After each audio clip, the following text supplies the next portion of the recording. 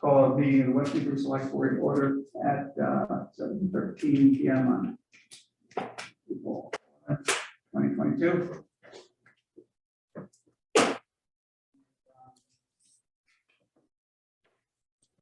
So this meeting is being broadcast on local cable TV and recorded for rebroadcast on the local cable channels and on the internet.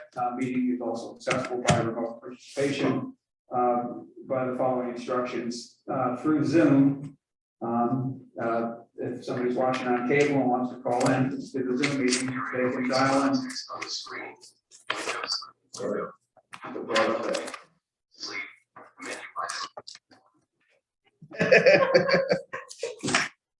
For a Zoom meeting, dial in at 646-558-8656. The meeting ID, and if you come in on the internet or call in, the meeting ID is 833-5899-0109 with a passcode of 606963.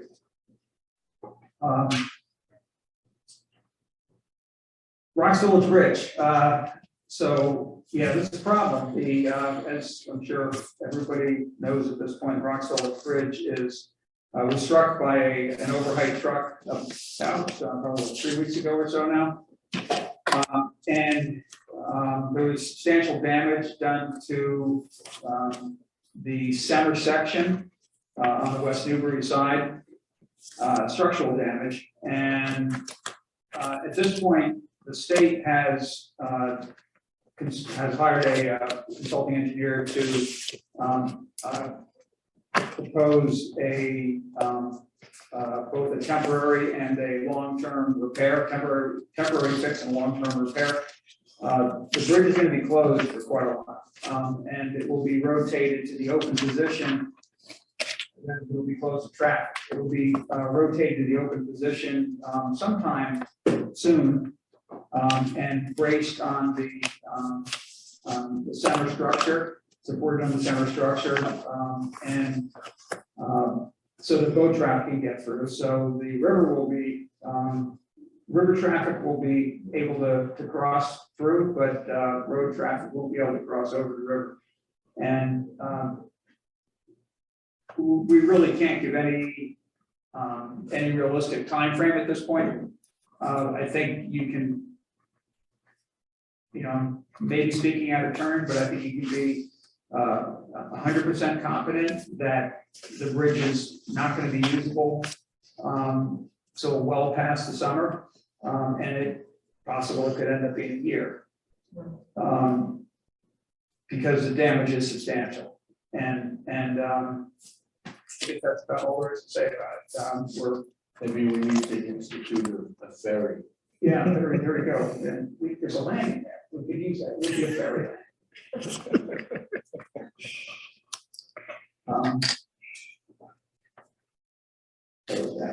Sorry.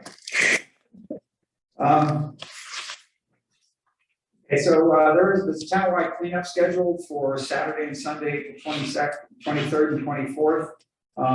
Details are on the town website. This is the cleanup that was originally organized by Barbara Hawk, going back, I don't know, 12, 15, maybe 20 years now. And after all of Barbara's effort on it, she's, for good reason, handed it off to the town. I think it's fully being managed by the town at this point in time.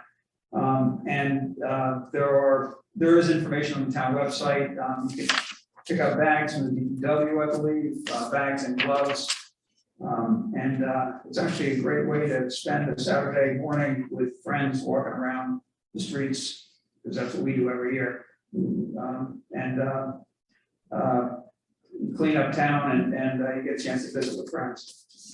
Then on April 30th, there's an Arbor Day event, or a series of Arbor Day events organized with the West Newbury Tree Committee. And that also is information on that is also on the town website. By the way, the townwide roadside cleanup is timed to coincide or be as close as possible, but while being on a weekend to Earth Day. So just just be aware that Earth Day is next week, so maybe it should be Earth Week.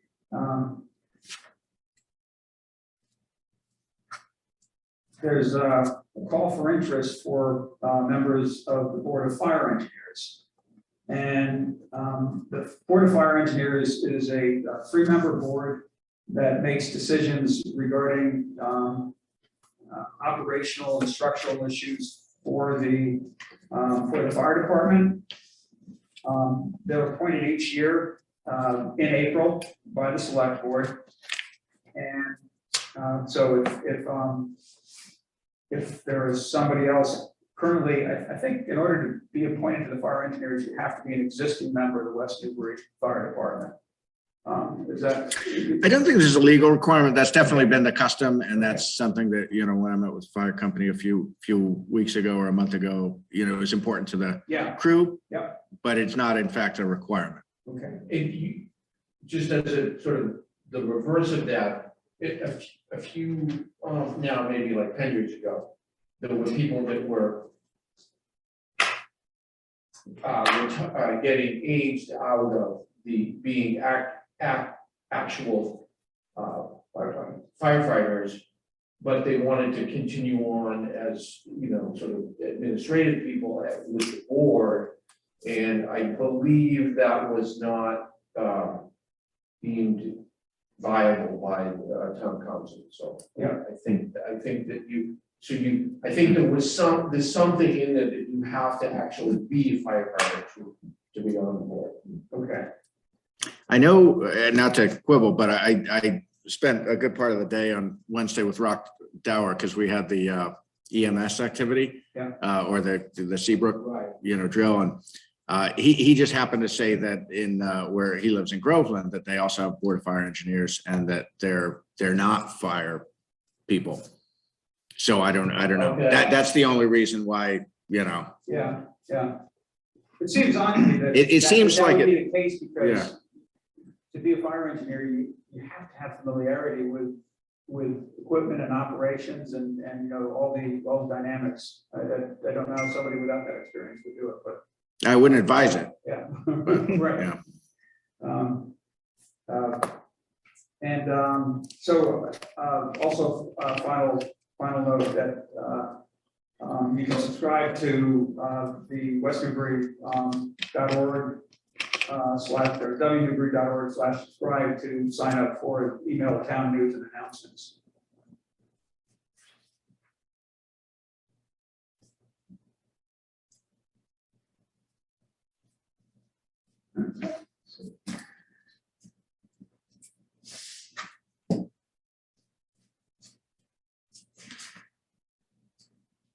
Okay, so first regular item, there's a special permit, a special event permit request for myopia hunt. And it's for 2 dates, May 10th and May 31st.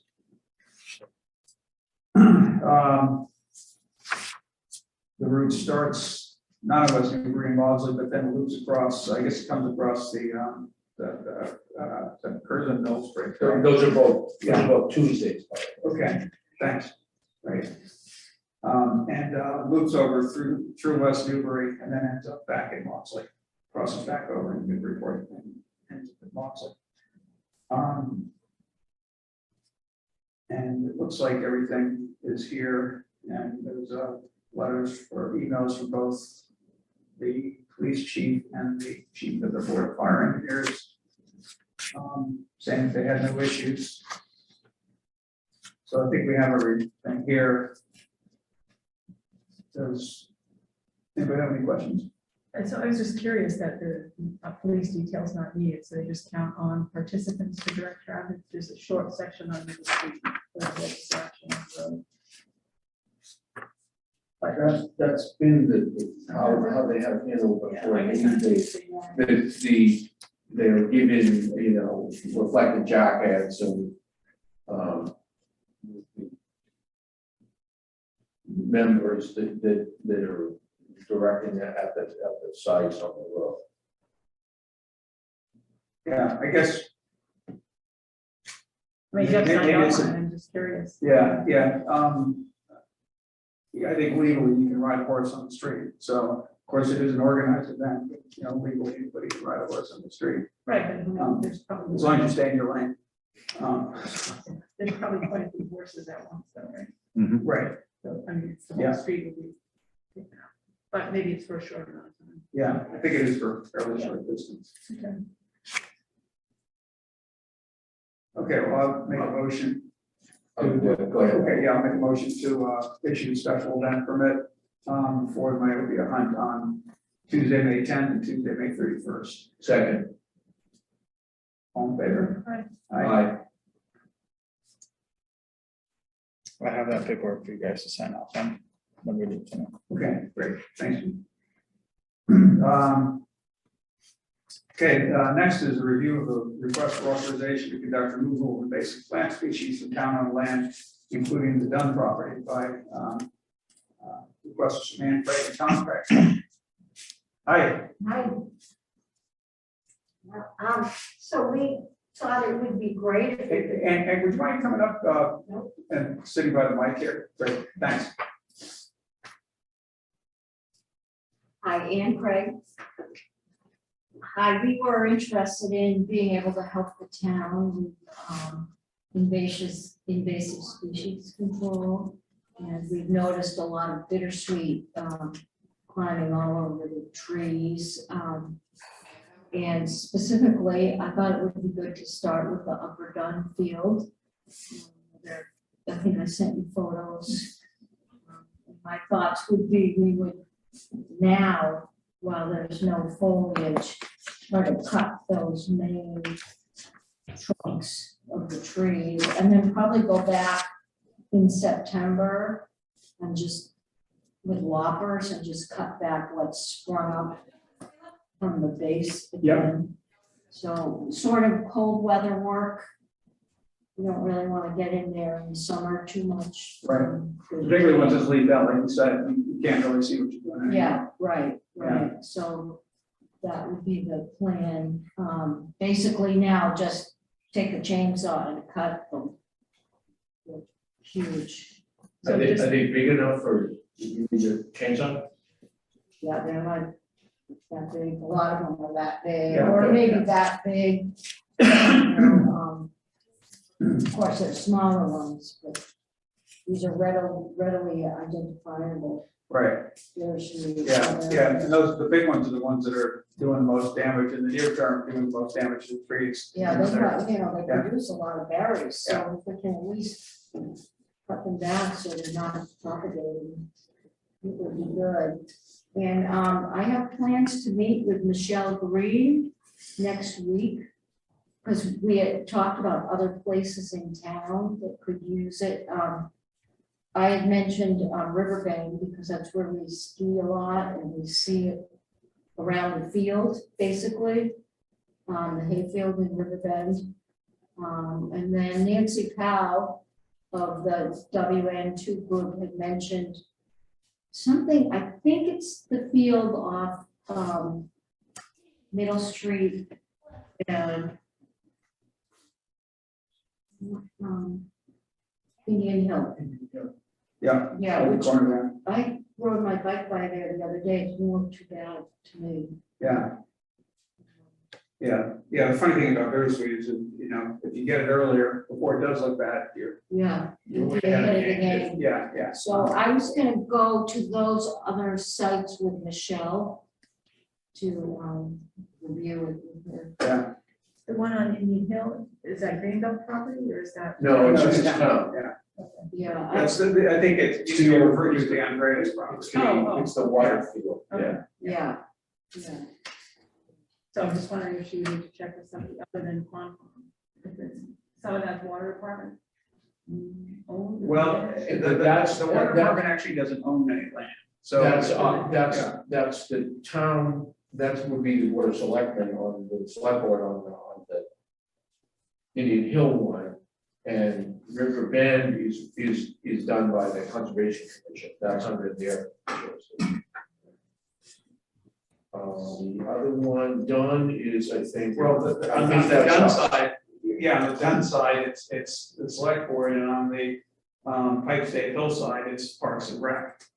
Well, I wouldn't see it that way. No, I would see it as select board. The management plan definitely vests in Parks and Rec the authority to schedule the fields, Okay, but nothing beyond that. okay, all right, So I think both sides of the brick wall or the stone wall, I should say, are the select board. you know, I guess, knowing that, Tommy, you'll be using a chainsaw, the only thing, and I'm sure you're tuned into this already, but obviously, well, first thing is safety.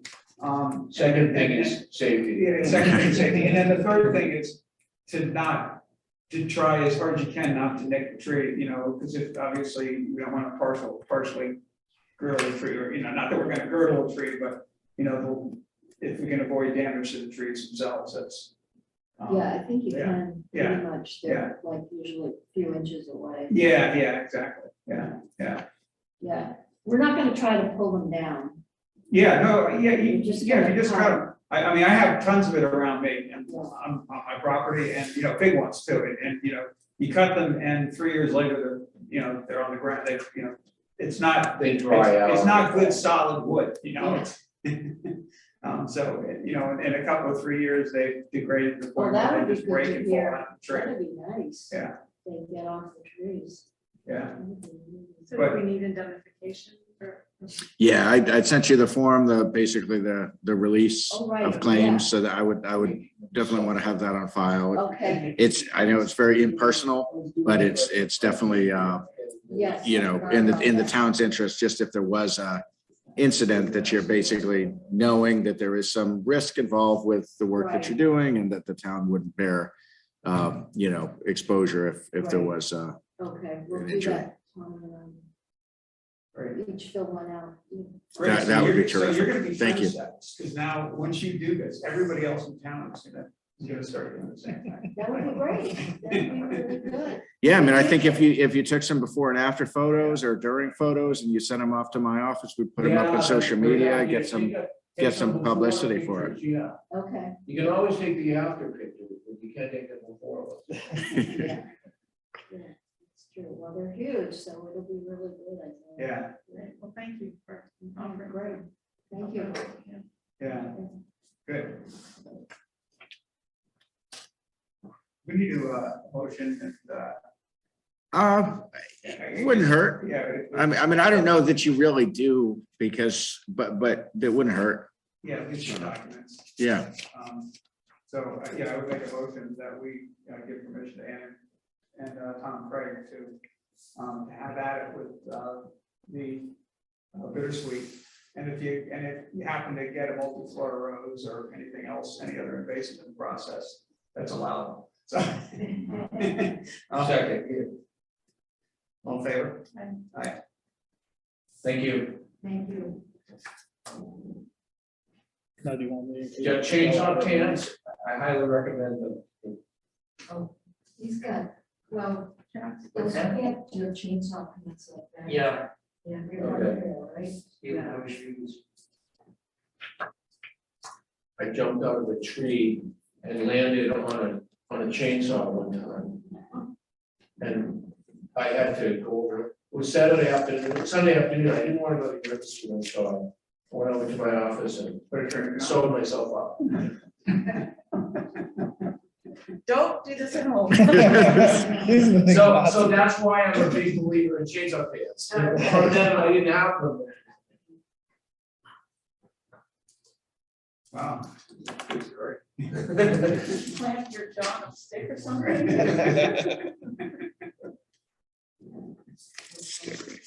All right, next item is a request for permission to install temporary photo lawn signage on training field to recognize graduated seniors. The other, hold on. So, hi, how are you? Hi, good, how are you? Good. Thank you guys so much for having us. Lana DeRocher, Dee Larry. Both from Groveland, but here representing tonight, the annual Pentucket Senior Celebration. We have received town approval from Merrimack as well as Groveland. So I don't know if all of you are familiar or not, but in Georgetown, on the lawn, I don't know what that property is called, but they recognize their seniors with photo lawn signs, so. Right on the main drive there. It will say congratulations and has the student's name and has a logo of the school.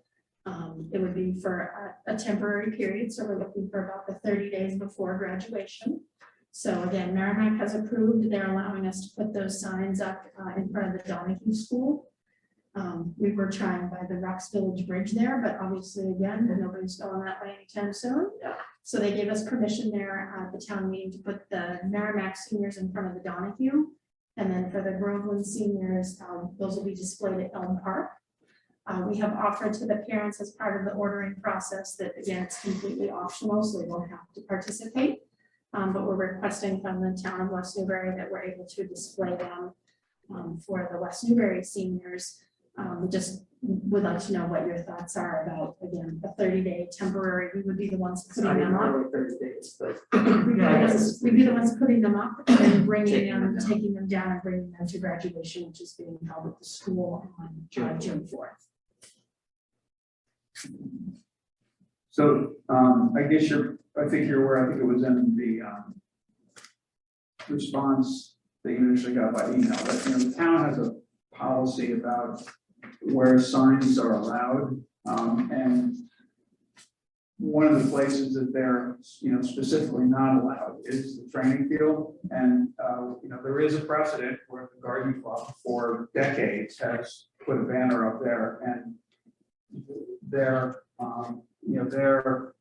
signage really, I think, predated the, as far as I know, at least it predated any sign rules for the town, and as such, it has been allowed to recur each year since, although with a certain amount of grousing each time by somebody. Could be anybody. I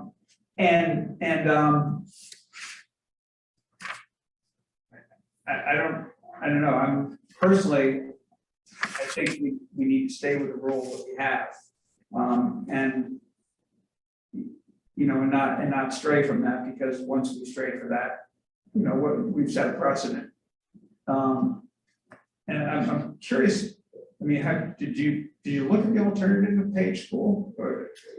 So one of the, sorry, we did meet with both Dr. Bartholomew as well as Mr. Seymour about 2 weeks ago. Yeah. To let them know that we were coming to the meeting. And one of the thoughts that they had about Page was, again, and I can just tell you, because I'm a rover and drive this Georgetown route, what we didn't want to cause is we didn't want to cause any sort of issue with let me stop and look at the signs. So that's why we would put those in where we were, so that they could recognize. I think we're pretty open. If you guys have some better suggestions, I can just give you by the count. There are 50 graduating seniors of West Newbury. Will all of those families purchase signs? Probably not, but it depends. Again, we're doing this as recognition for a 30-day period. We'd be open to some other suggestions.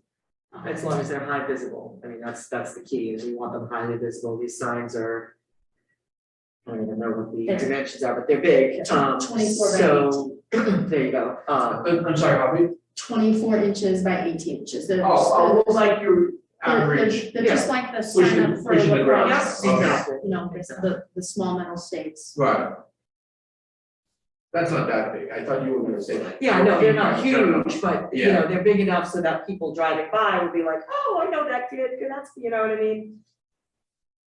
So do you know if any of the West Newbury seniors live on Main Street? Because putting them in the town right away could be an option if they had property that was. We haven't gone that route because, like we said, we went to Groveland and then Merrimack, and now we're coming to New West Newbury. Yeah, I'm just trying to think of a place on I Main was Street. going to ask Sharon Cronin, who lives there at the Triangle, but again, now with our bridge escapade, Yeah, we won't have anybody headed that way.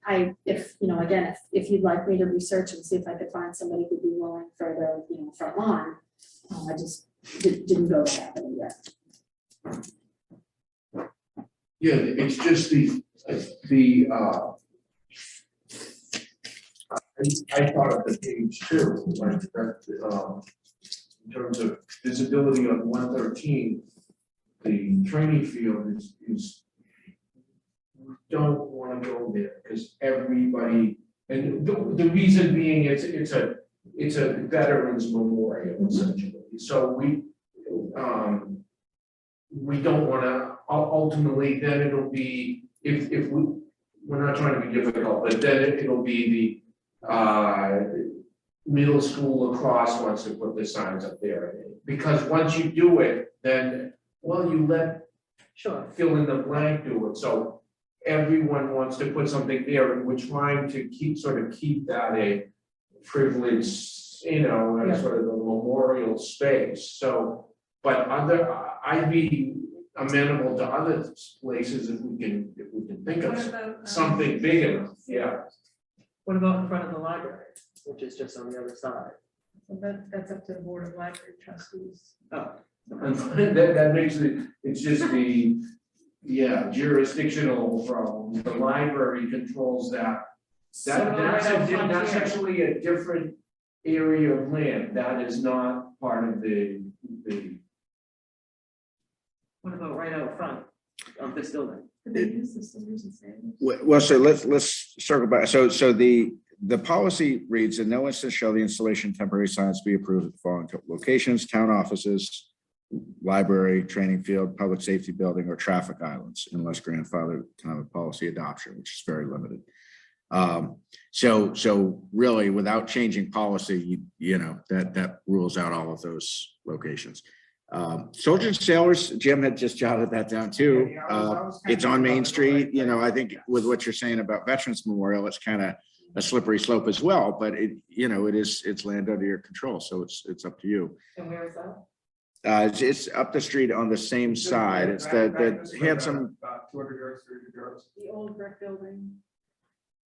it's kind of a nice historic, it's got the turret, it's a brick building. It's very distinctive. You see it on your way. Was it the church, the old church there? No. No, it's before you get to the town center. It's just, maybe it's like 600 yards up on this same side of the main street.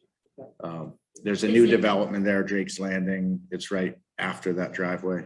How do you all feel there about, as far as, again, what we were saying about the page? Again, I'm not opposed to using the page. I am just trying to not create some traffic nightmare. That was my only thought, with not having them out I don't front think there. it's easily visible in front of the page myself. Yeah.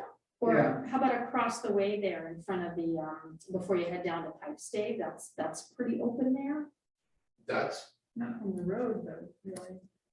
So are you anticipating people looking at them from the road or? Just to or- driving by, In the normal course of traffic, right, meaning that you don't want somebody to get off of the main way correct. to look at them. Instead, you want to see them, because it seems to me that on a state highway, that almost inherently creates a hazard. Because what you're doing is you're encouraging people to pay attention to something other than they're driving, and they're on a, it'd be one thing if it was a back street or a back road, but instead on a state highway, where, speed limit's only 40 there, I think, but still it's, it is a state highway, so, as is. I would think of, but Soldiers, think of the entrance to Pipe Stave, it's at ground level there, because I've actually, I know, because I put the town meeting signs there always, and it's flat there you could have them facing the oncoming traffic, and they could sort of go down heading towards the fields, but they would still be visible You mean there. as you drive into Pipe State? Yeah. Yeah. But And we could group them together there, like I've seen whatever the horse events that they have there, and we put them out. I mean, we certainly, even before we get there, because we need to move forward with getting them ordered. We could let you know the sign count and, draw that out, take a photo, if you guys weren't opposed to that. I'm trying to think just how much space there is there, so, the, people from WN2, there's a local group that's focused on native plants and sort of counter-invasives. West Newbury Wild Native, they're in the process of doing some work at the entrance to Pipe Stave. on the other side though, Oh, so you're thinking on the side by where the the booster generator? station, by the generator? and- Yes, not where the plow is, on the other side. Okay, okay. I just think that, again, especially for these students, many who are, again, just, I don't have to tell you this, how many athletes that is. I mean, a lot of those kids have played on those fields too, and it would mean, just a visual, thank you for doing that. Thank you.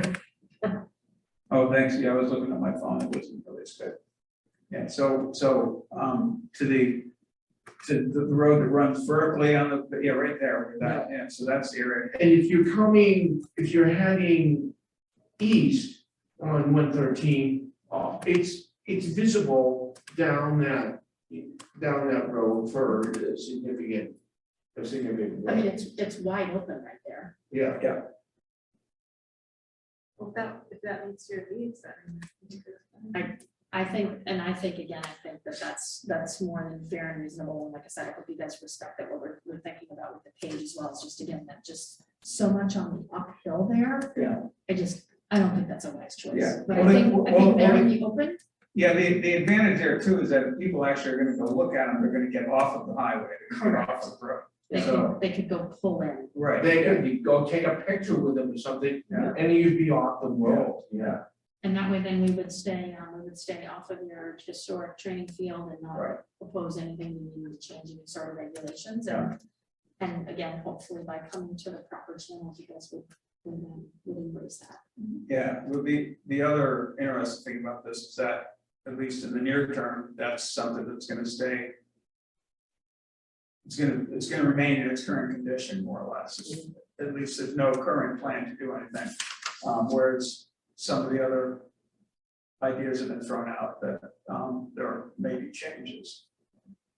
So So- meaning that in future years, it might be usable without a problem. So we Oh, understand. doing it again. Yeah, like we talked about, soldiers and sailors, no matter what ends up being, if either article gets voted at town meeting, that's gonna change.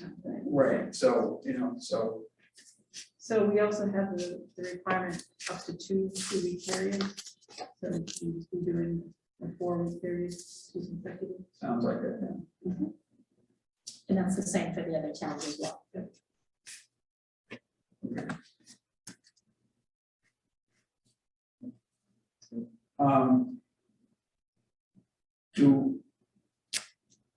That's directly across from the DPW, yard.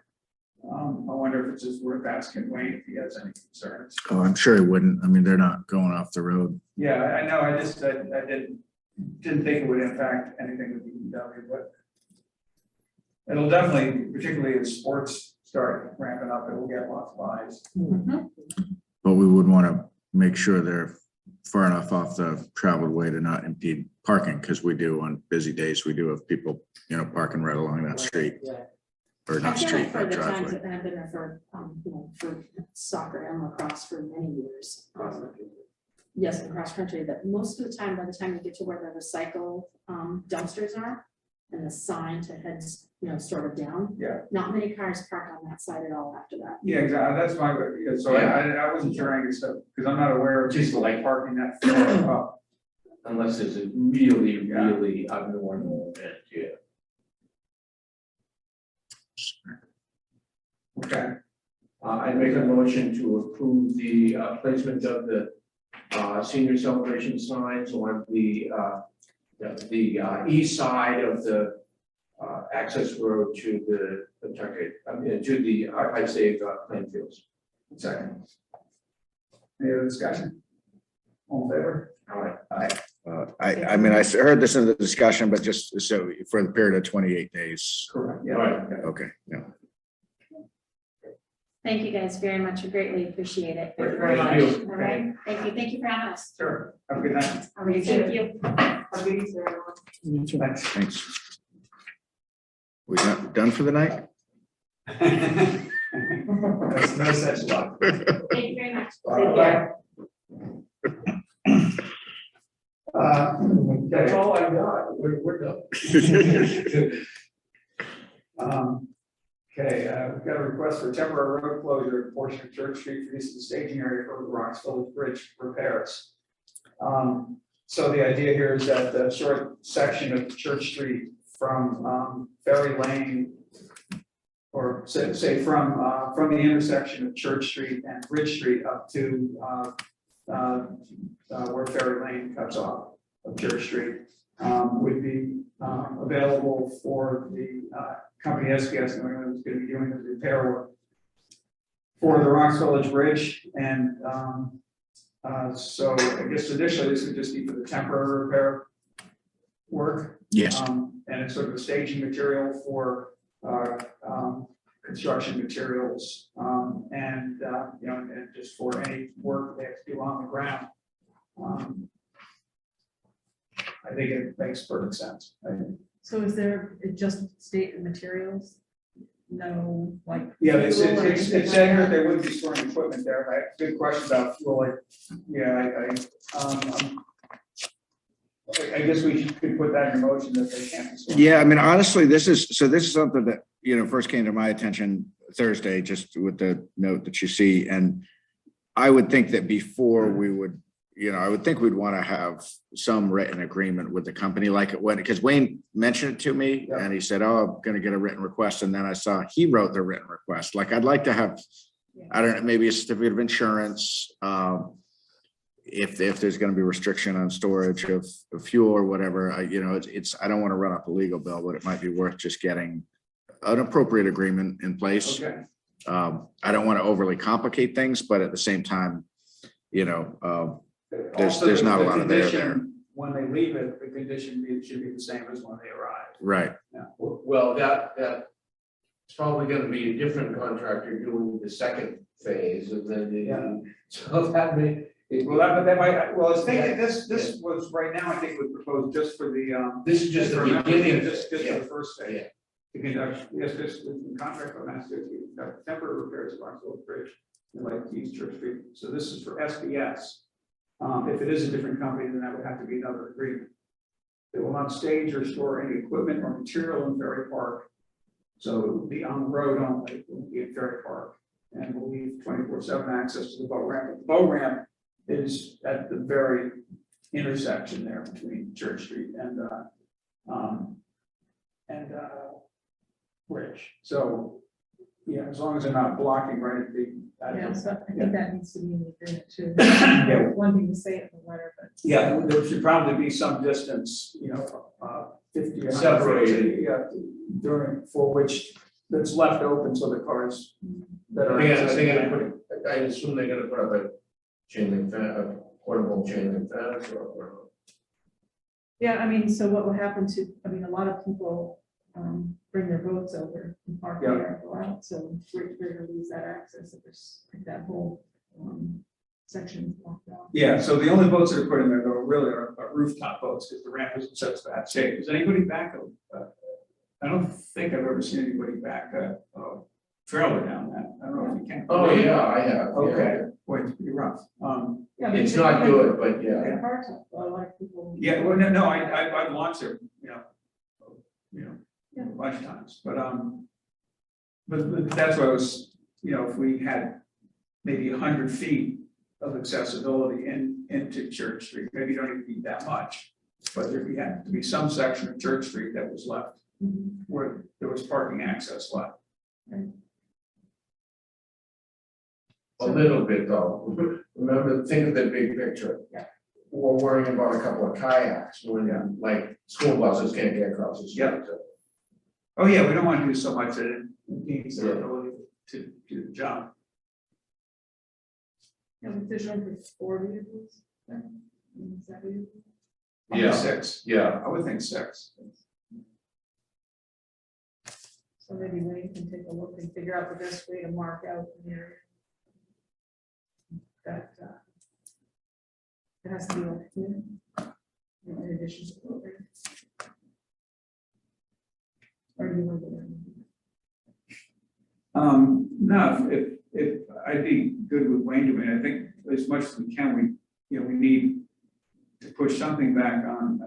Be good to have a little bit more description of exactly what they are going to be storing there.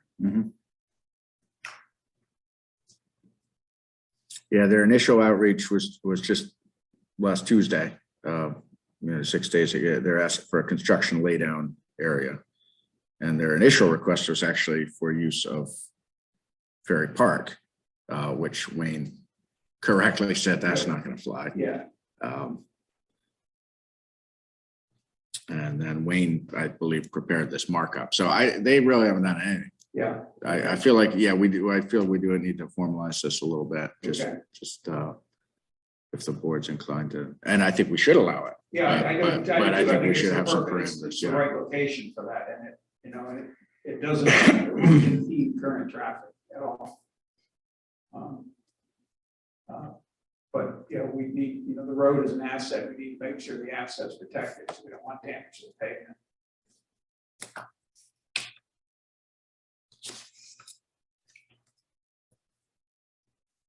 And when does it start, Angus? They said May, they didn't pin down a specific date, but they said to assume it would start in May and be a 2-month-long project. Wayne rounded up to 3 months, which is probably wise.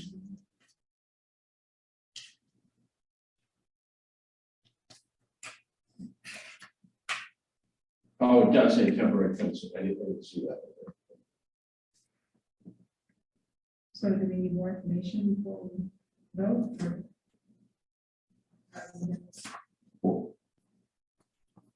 Well, I guess I would like to see a little bit more definition of how they're gonna do it. So they say temporary fencing, but if there's going to be equipment driving around and we don't want damage done to Ferry Park, we should understand what is the fencing gonna protect?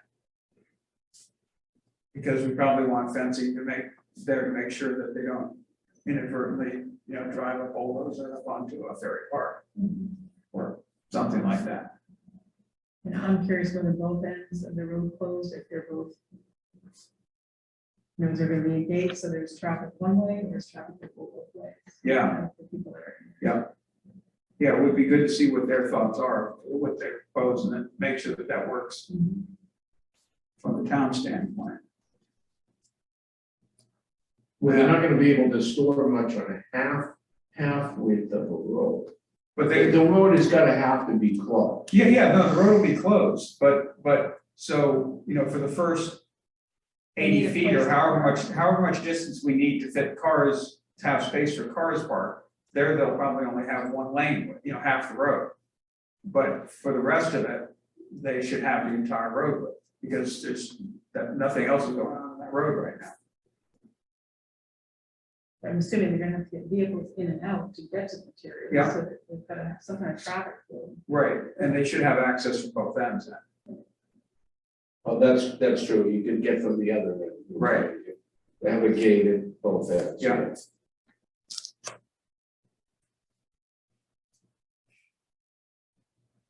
Yeah, I think it makes sense to ask them to propose what they think they need.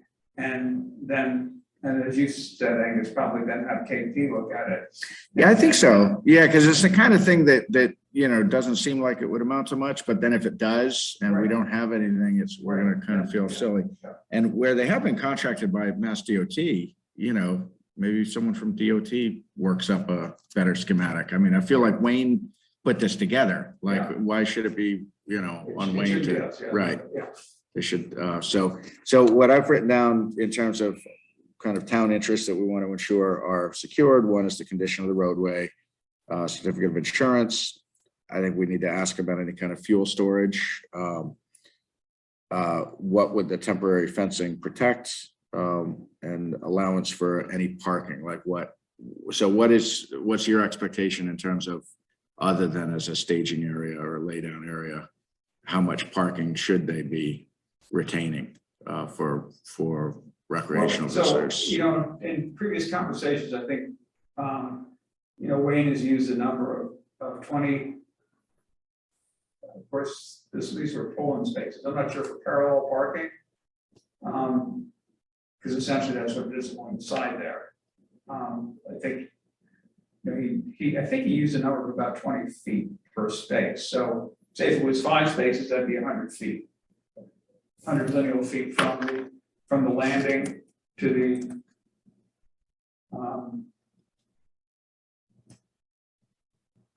Beginning for those. Yeah.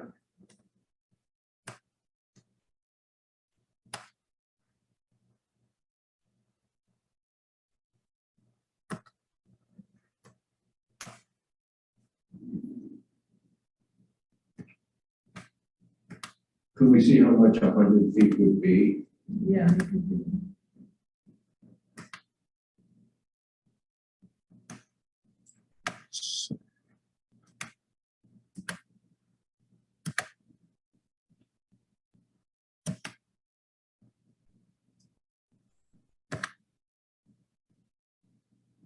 Shown area, was it shown area?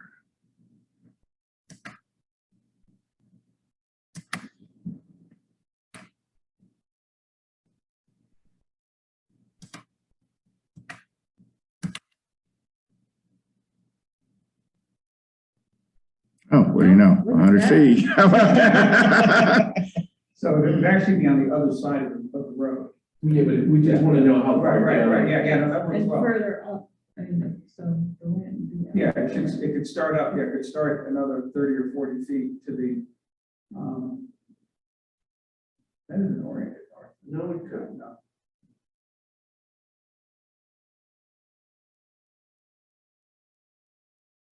$280 feet.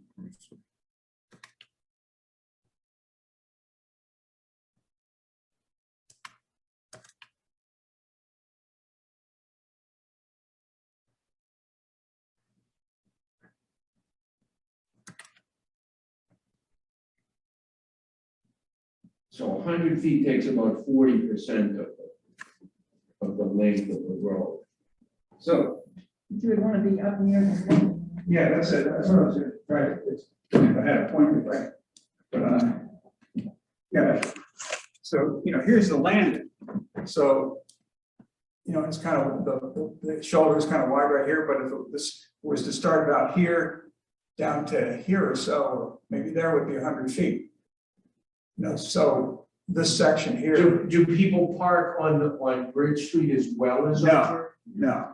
So Or at least I've never seen that. Wendy lives just up the street, so you would have seen more than me, but yeah. But I've gotten here before, and tried to park and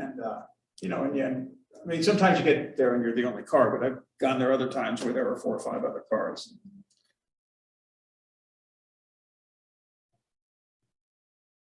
Wouldn't the construction vehicles though be going from, like, wouldn't they have to pass that? Well, yeah, but so it's They pretty can wide come out right there. the other When you end. include the shoulder, it's actually pretty wide. It doesn't show it, but you don't park on the pavement when you park there. You actually park on the gravel shoulder. Yeah. So the majority of the road could be open to the construction vehicles. Most of the width of the roadway. Mhm.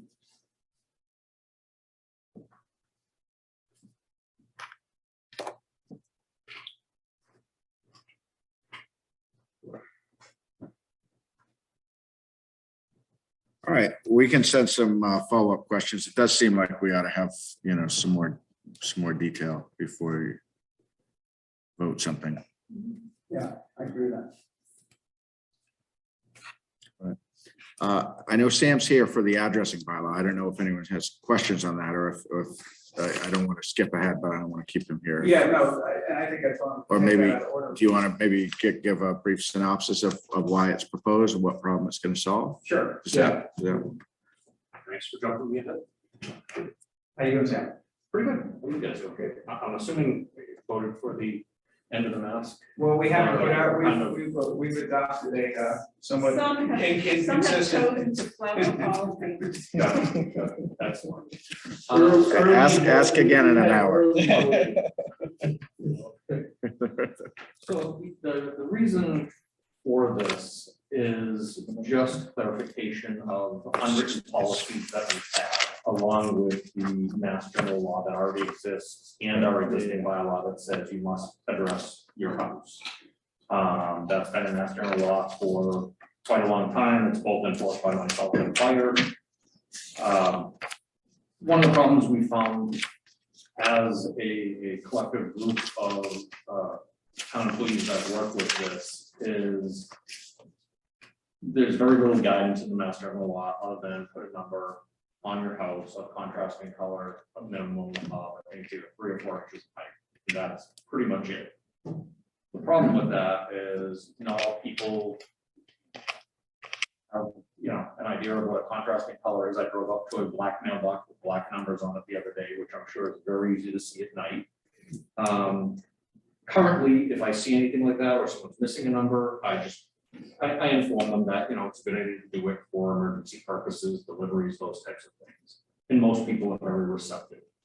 What this does on the street numbering is it formalizes the process we have internally and also gives further guidance if you're on common drives or you're in a house that's set back to not only, it would be ideal to have it on the house, but also on a post towards the street so you can see it driving by. So it's really not overly burdensome. It's really meant more for guidance. The $25 a month fine that's there is the fine that's been in the master general law and our bylaws for quite some time. I have never in 20 years even attempted to find someone for lack of an address, because most, when you say it's a good idea to put the numbers on, or your numbers have faded and they, now you can't see them on the house, or you should put them in a better location so we can identify them having applied. The other issue was street numbering, or street naming rather, and the problems with things that are repetitive names, Oak Street, Oak Ave, Oak Terrace, or rhyming names, Bailey and Daly. Earlier, was it last year, I went to 24 Daly, which was fully under construction and was supposed to be at 24 Bailey. The owner came home, waited around for me all day. It just so happened 24 Daly was ready for the same inspection that they needed at 24 Bailey. They didn't know who called me. They were like, "This is great. You showed up early." I did my inspection and then got, a very nasty phone call from the person at 24 Bailey wondering why I stood them up. So it's things like that. And I mean, those are certainly less serious than fire, police, ambulance, but we also have issues with delivery. Deliveries become a big thing, especially with the pandemic. And when drivers have difficulties finding a house, sometimes they pick the closest almost address we found where we get calls. If there's a rear or some ABC numbers, it gives us guidance on when we use an ABC versus a unit 1, unit 2, or a front or rear number. So it really solidifies the process that we use internally. I don't think it really changes much of what we already do, other than it puts it down in a format that we can all agree on and follow. For example, we had a gentleman actually today, new A&R lots. One was, I think it was on middle, I think it was 152, 54, and 56. He was on a corner lot. They decided after we assigned the number of 156 that they were going to turn their house and have their driveway and house face the other direction. So we were able to use the bylaw or the proposed and number it accordingly. So it was, which again, we do anyway, even without the adoption of this. It's just our process. But after some confusion with certain things, we thought it'd be best to put it down on paper and actually, that was pretty much it. And yes, I'm not going to be addressing police going around door to door saying by law, open up and number your house. I've got other better things to do. So if somebody's on a common drive and there are numbers on the mailbox, should there also be numbers on the house then? So what we ask at that point is always numbers on the house if possible. At the division of the common drive, we ask there to be some direction. And in most cases, they do it naturally because again, it comes down to deliveries or family members coming, they want their pizza to show up at the right place. So we just put it on there that yes, absolutely put it there, because a lot of times those common drive numbers don't go the way you would think they go in some of these older places. A few months ago, I think it was off of River, there was a common drive and I was at the wrong house and the contractor saw me down there and yelled, up here, which is just because they were out of order. So my assumption it went, 1, 2, 3, 4, and it was more of a 1, 3, 7, 9 type of deal. So it just gives again that consistency and some guidance to how we should try to make this work. So this is just going forward, right? It's already been. It is retroactive, as far as just the regular numbering, because it falls back into the same standard as the mass general law as far as you number it. But again, I'm not seeking out people to go, say, renumber your house or do anything like that. But if I drive to a house and have a hard time finding it, just like I do now, I'd say, hey, we do have an addressing bylaw, and really in this case, you should have something at the road because your house, you've got arborvitae's up front. You can't see your number from the roadway. So please put a number on your mailbox. So it's not, even if it isn't, a soft enforcement like that, the cost and the effort that needs to be put into it is very minimal. It's buy 250-cent stick-on numbers and put them on your mailbox, not having them build infrastructure or any type of crazy elaborate, stand for numbering. Although if somebody wants to get a granite post with gold leaf lettering, they can do that. Absolutely. We did not include that in the bylaw. So if you want a PT post in the ground with 2 silver numbers on it from Home Depot, that works too. Great. Good question. That makes sense to me. Oh, good. Good. I hope that was the idea, is just to make something that makes sense, that works for us all, and it's, fairly easily used and helps avoid some future confusion. We get enough current, potential future confusion, we don't need to have to. Thank you Well, thanks. for coming. And I appreciate you taking me on the early side. Oh, yeah. My wife home tonight. You were discussing the same thing with Groveland earlier tonight as well, right? Or was that a different That was issue? actually MBTA stuff. Oh, okay. Somehow I got stuck in charge of that in Groveland, but this is also on our town meeting warrant with little tweaks for Groveland, but essentially the same thing. I did talk to the fire chiefs in both towns. I think it's a great idea to just clarify how to do it. Because again, people with good intentions don't always execute what they're supposed to do very well.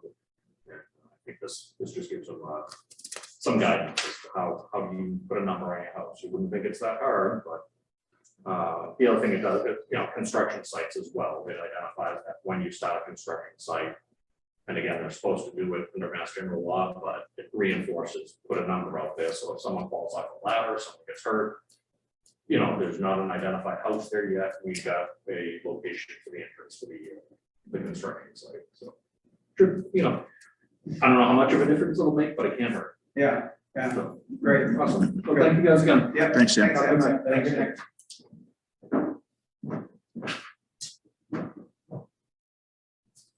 Okay, next we come to request for waivers for the 15-day waiting period for appointment of currently vacant positions. There's a youth services librarian, assistant town clerk, and council on aging van driver. And the reason for this is that in the town manager act, there's a requirement for a 15-day waiting period for any appointment of new employees. Sometimes that creates a problem. Maybe even frequently it creates a problem where a position really does need to be staffed, and when somebody's offered a position, you really do need to know then that they're being offered the position, not 2 weeks from then or 15 days from then. So by waiving the 15-day waiting period, we're allowing the town manager to actually make a commitment. Town manager in the case, the youth services librarian, is that hired by Corinne, or who actually? Really the library director effectively. Yeah, I mean, I think Yeah. strictly it's probably the Board of Library Trustees, Yeah. but the director as a practical matter is the one conducting the interviews. Is my understanding. So, I don't know if anybody has any other.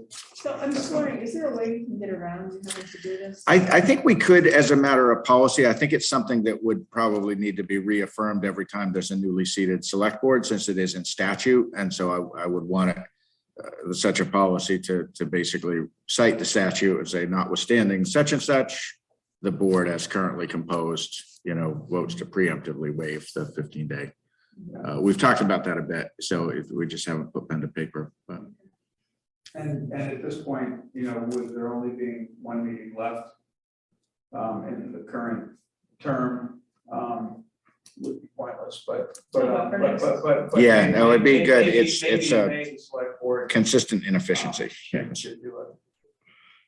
I mean, it could be part of the new term in the select board each year.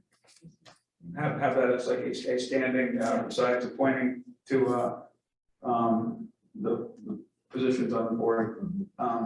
Yeah, wonder if there are other things that should be done that way.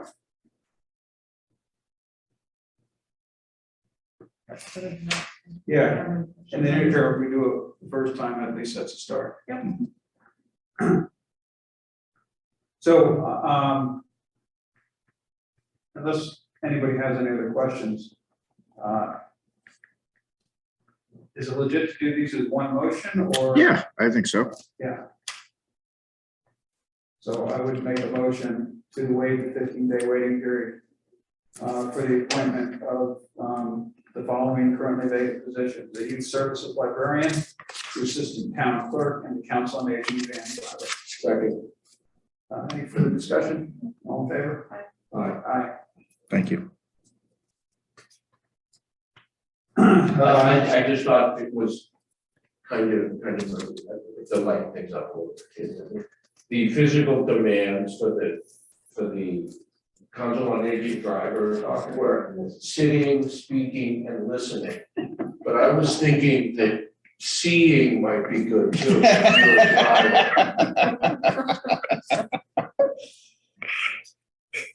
Yeah, to the next one. So we gotta go figure out all senses you need, Well, I don't necessarily have to smell.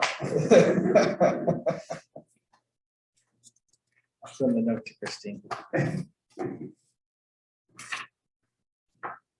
So Rick, I know we have a couple of things, but we obviously have a couple of people present for specific issues. Did you want to? Yeah, I did actually. I wanted to move poll in the discussion of the municipal vulnerability action grant proposal. I know Nancy Powell's on for that, and I'm not sure who else is there. I believe Scott and Nick are here for soldiers and sailors. I'm not sure. Karen, I don't know which. Okay, so why don't we discuss the MVP action grant, and then we'll take up the soldiers and sailors immediately after that.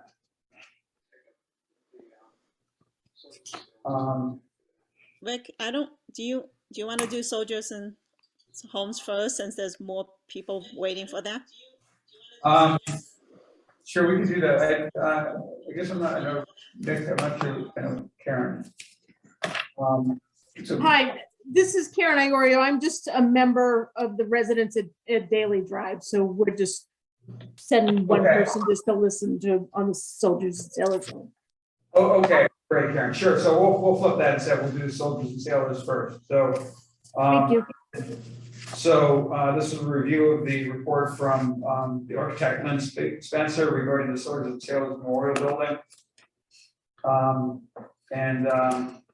Well, actually, Angus, you have a particular train of thought. Well, yeah. So as people may know, the board back in December, following a number of meetings and discussion and some kind of outreach to interested parties, had basically decided in December to put two different proposals on the upcoming town meeting, two alternate proposals. One would be to seek voter authorization to turn over the property either via sale or via long-term lease to a third party to authorize the disposition public, pursuant to the purchasing process and subject to a historic preservation restriction with the intent to basically advance the public objective of seeing the building restored and put into active use,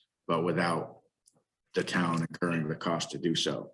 Alternatively, the other path that is an option would be to repurpose the site to basically acknowledge the building as past its useful life, or practical life, I should say, because of cost considerations, and authorize the raising of the building or demolition of the building and repurposing the site as a public park, Veterans Memorial Park.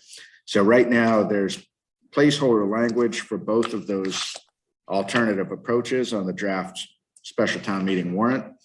And the direction the board had set back in December was to kind of proceed down both paths with the objective of giving voters two, viable options. That was the goal.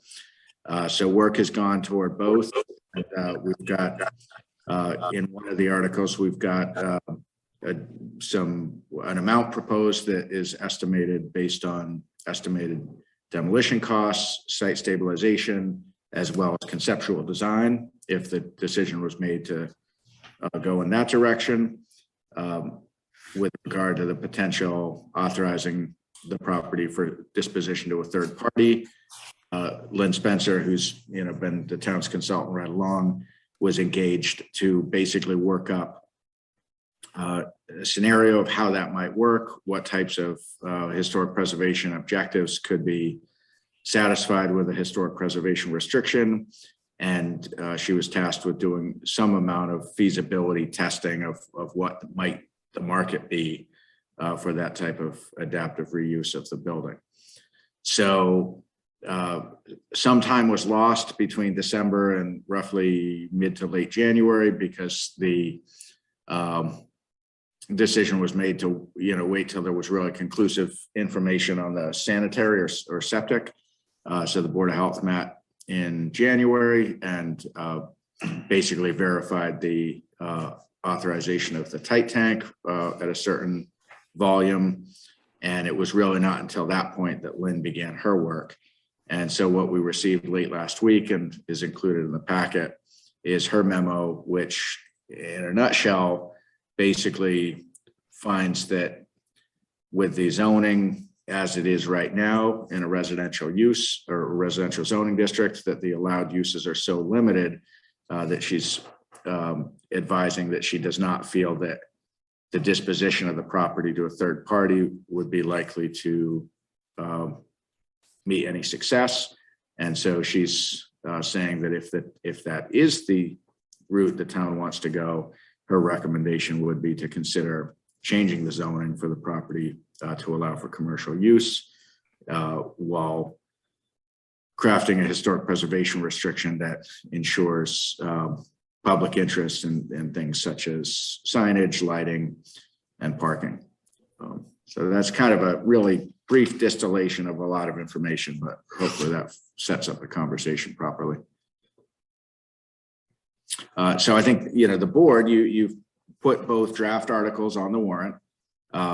So I think, you need to decide, do you like how they're worded? Do you want to change how they're worded? Do you want to recommend one or the other, or provide both options to the town meeting voters? How do you want to proceed? Yeah. I'd like them to go to the town meeting without select board thumb on the scale. Personally, I'd like it to be, I don't, in this case, I just feel it should be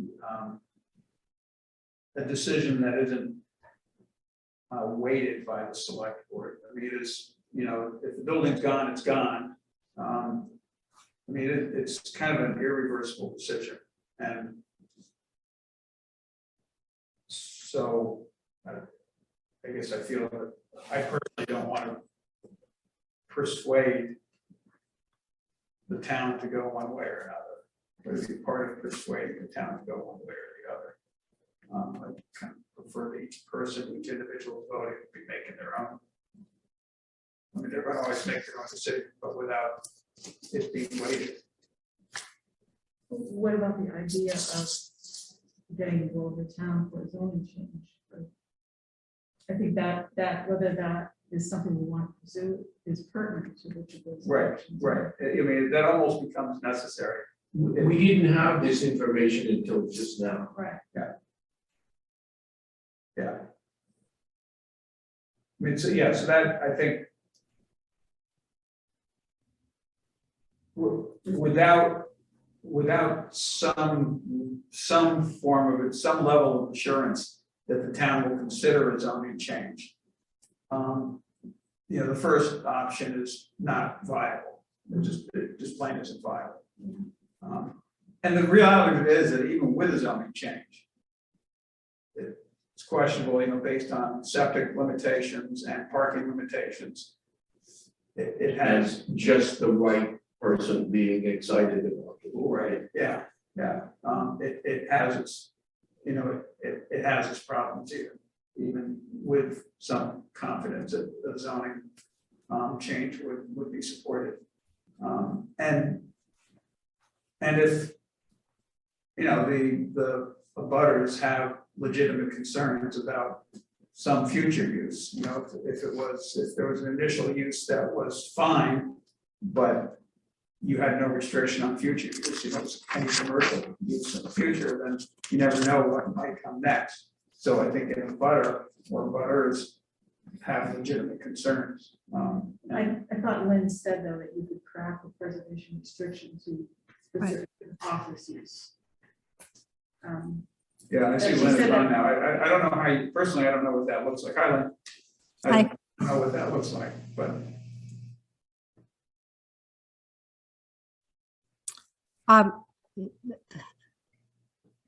Shall I address that? Yeah, please, would you? Yeah. Okay, yeah, sorry. I just finished my other meeting, so I jumped in and I seem to be in good timing.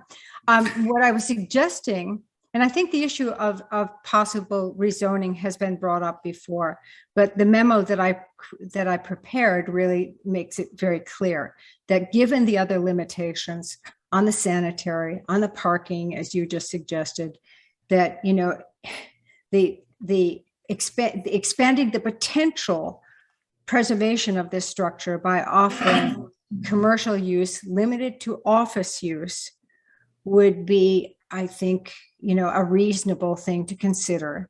The preservation restrictions that would accompany the sale of this property could also limit things like signage, exterior lighting, the kinds of concerns that people might have about, you know, successive, you know, occupants of the building. So the preservation restriction seems to me a very important tool. And this is a document that would run in perpetuity with the title of the deed of this property. The one mode that you might want to consider is that the Board of Selectmen, in fact, are the holders of the preservation restriction, with the Historical Commission serving as the agent of, you know, monitoring and enforcement and so on. That's a model that has been used in other towns with redundant historic properties that you may want to consider. I would advise it. One thing I think I heard the board ask about, and I don't think Lynn spoke to, and I think I know the answer, but Lynn, I want to make sure you and I are on the same page about this, is regarding could a preservation restriction and or a conveyance to a third party limit the allowable uses further than the zoning allows them to be limited? Namely, so let's say the zoning allows office or a tavern, or I don't know, what's a third commercial use? Retail. Or retail. Could either a preservation restriction or conveyance say, notwithstanding that's what the zoning says, you can only do office? Lynn, I don't know what your opinion is. I feel like this came up on a conversation I had with Sharon Everett.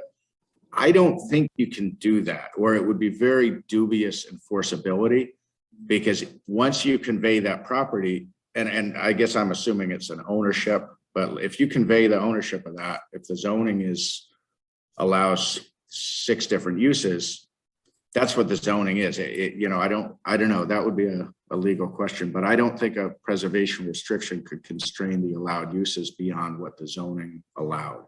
I would agree with you on that. I was suggesting commercial slash office use. And Right. I was suggesting with the preservation restriction is that in that category of use, you could limit signage, you could limit Definitely, yeah, definitely, yeah, that kind of thing.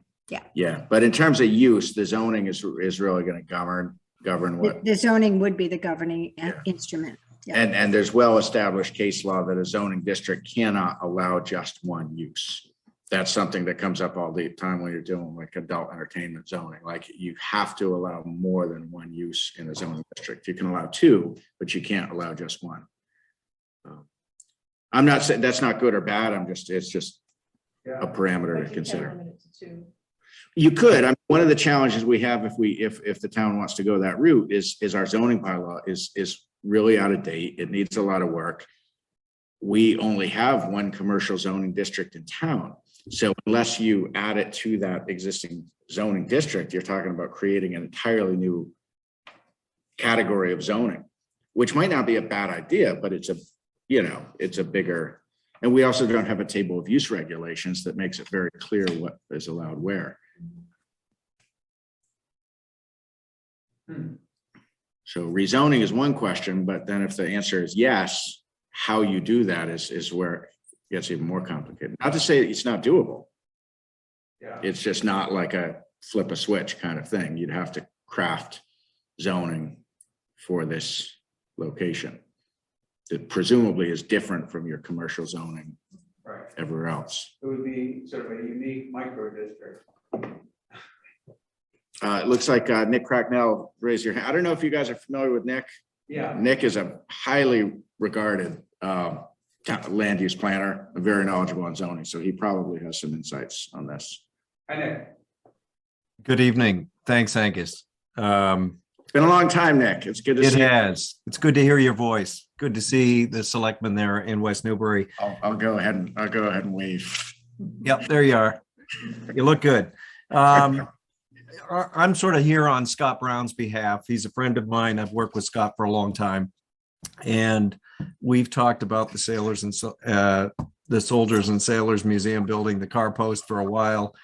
I did work for that subdivision next door when we set up the parking behind the building. And I think all I wanted to weigh in on was the idea of a use restriction. And I think if the town was to surplus the property and choose to go that route and had concerns about the future or even the proposed use of the building, maybe even being office, and if retail and restaurant and other options were out there in the business zoning, I think you could structure a use restriction that would simply ride with that deed, even outside the preservation restriction, that would have limiting factors to prevent bad things from happening or things that you're not interested in happening down the road. A lot of gas stations actually do that when they surplus their service stations. They put use restrictions on the property, so the buyer can't put, for example, residential units on a former gas station, regardless of what the zoning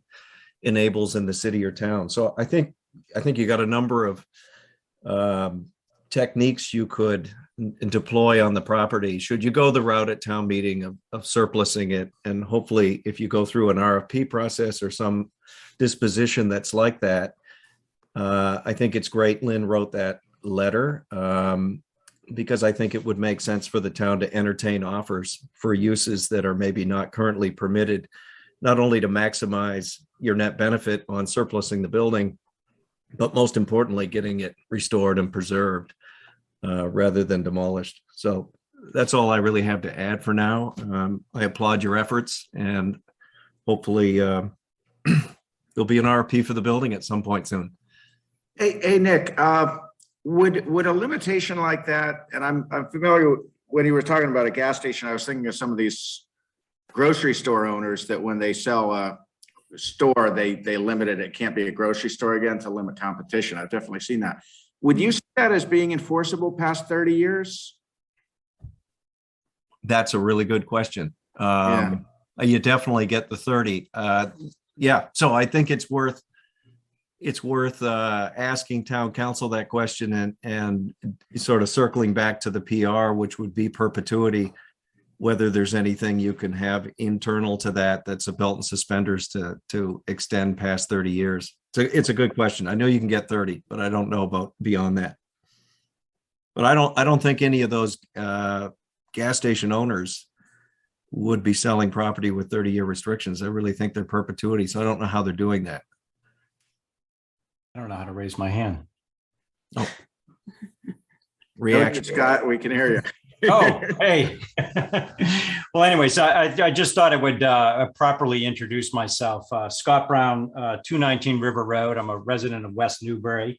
And some of you, perhaps all of you at this point are aware that I've expressed interest in acquiring this building for my own purposes. I am an architect, and I do have an eye and an appreciation for the extraordinary, and I certainly think that this building is an extraordinary structure. So I've been in town for about 10 years or so, and at least half of that time, every time I've driven by this building, I've looked at it and I always said to myself, wow, that would make a great spot for an architect's office. But as you all know at this point, that is not an allowed use in this location, but a restaurant is, via special permit.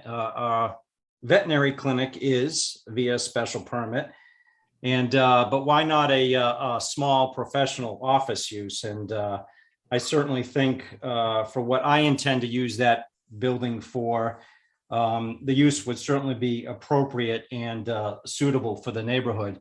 So I only ask that if the town votes in the direction to either sell or lease this building and put out an RFP, I would just respectfully, request that that RFP not restrict ideas that may not be allowed under zoning, because it would certainly exclude someone like myself.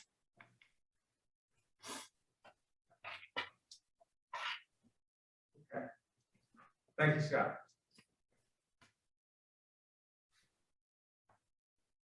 So I'm looking at our business zoning.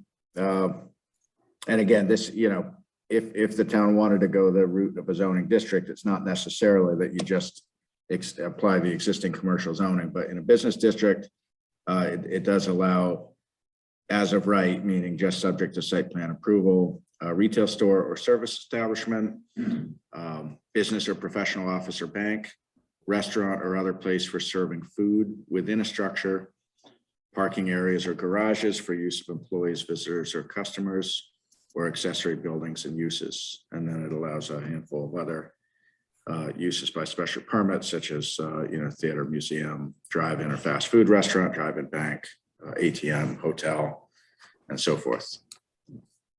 As well as does it say anything about if the properties have to be contiguous or not? You mean in terms of whether parking needs to be? No, in other words, if you wanted to make this part of the existing. No. I mean, no, you could have a standalone zone district. Someone could challenge it as spot zoning. And that is something that, the town, could have to defend in that case. I mean, I think whether that's a concern or not, I think one of the defenses on spot zoning is whether there's a legitimate public policy basis of the zoning or whether it is arbitrary. And so, without saying whether it is or it's not a good idea to change the zoning, I think if the town did choose to change the zoning, in my opinion, there are ways to frame that are really just documenting process to date, right? Like not creating new things, like documenting what's correct. And I think that there's a very good chance that would be a defensible public interest objective of allowing commercial use. So although maybe this isn't the right time to ask this, but it's still something that's a little fuzzy for me. Regarding the parking, so there are seven spots plus one handicap spot. And the homeowners association at Delta Drive, I don't recall exactly how things are phrased. I think I've seen the documents at some point, but they believe that they have a right to park in that lot as needed.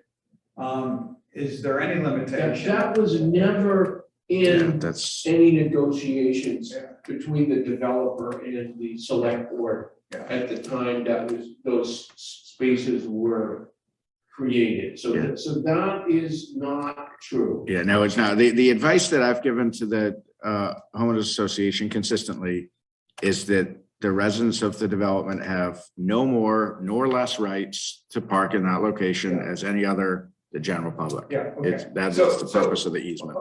Okay, so I understand that. So where I'm going here is, does somebody, if somebody purchases the building and renovates it, are they assured that they'll always have parking? No.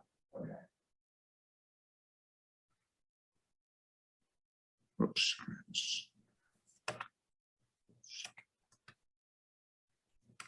What do you mean by that? Because the parking, the easement that encompasses this parking runs to the benefit of the town, it's, runs to the general public. So the occupant or visitor or resident of this building has no dedicated rights to that parking. Okay.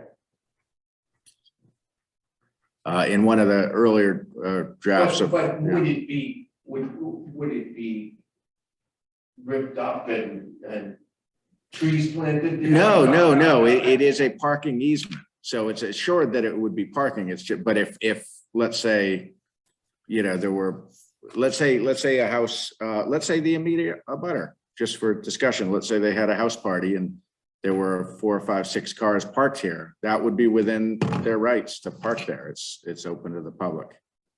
So in that case, the tenant or occupant or resident of this building might say, heck, I don't have the parking I need today. And they wouldn't really have anything just to say about it. Okay. Yeah, that was my point, my question. So it's. But in general, no one would be particularly interested in parking there except someone wanting to be there. Right. I mean, someone wants to store their boat there over the winter, how would that be prevented?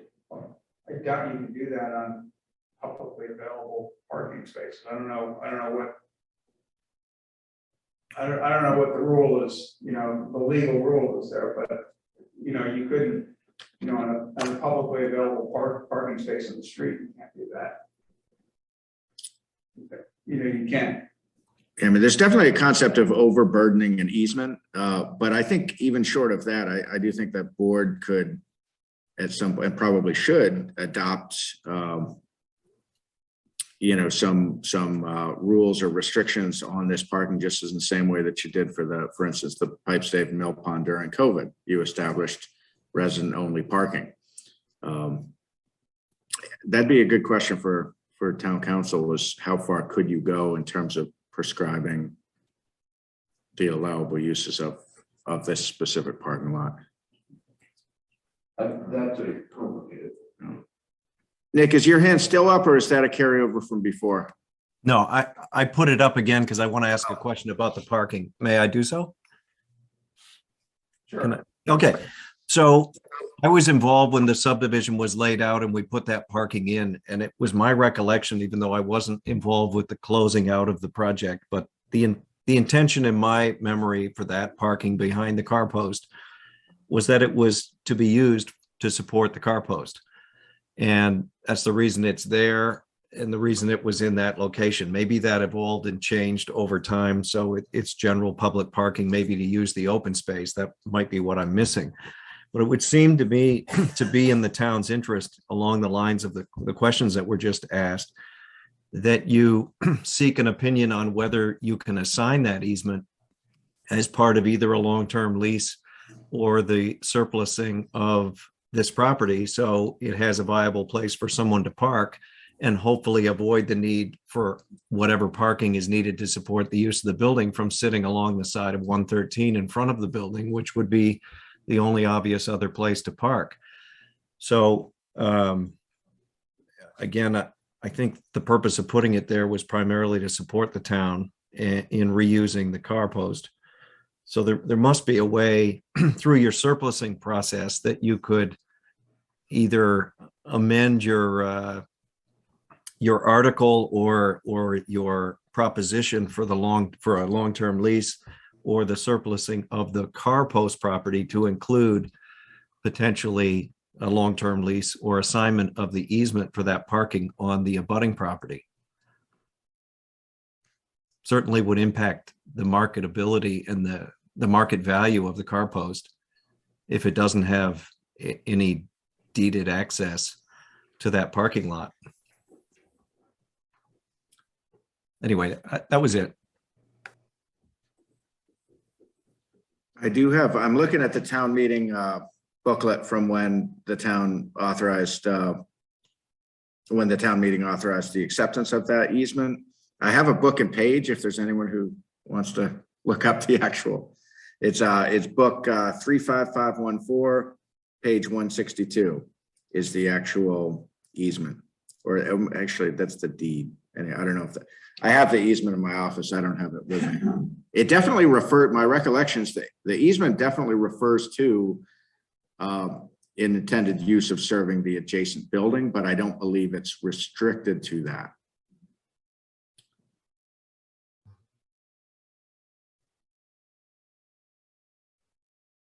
Okay, well, that's gonna bear looking into.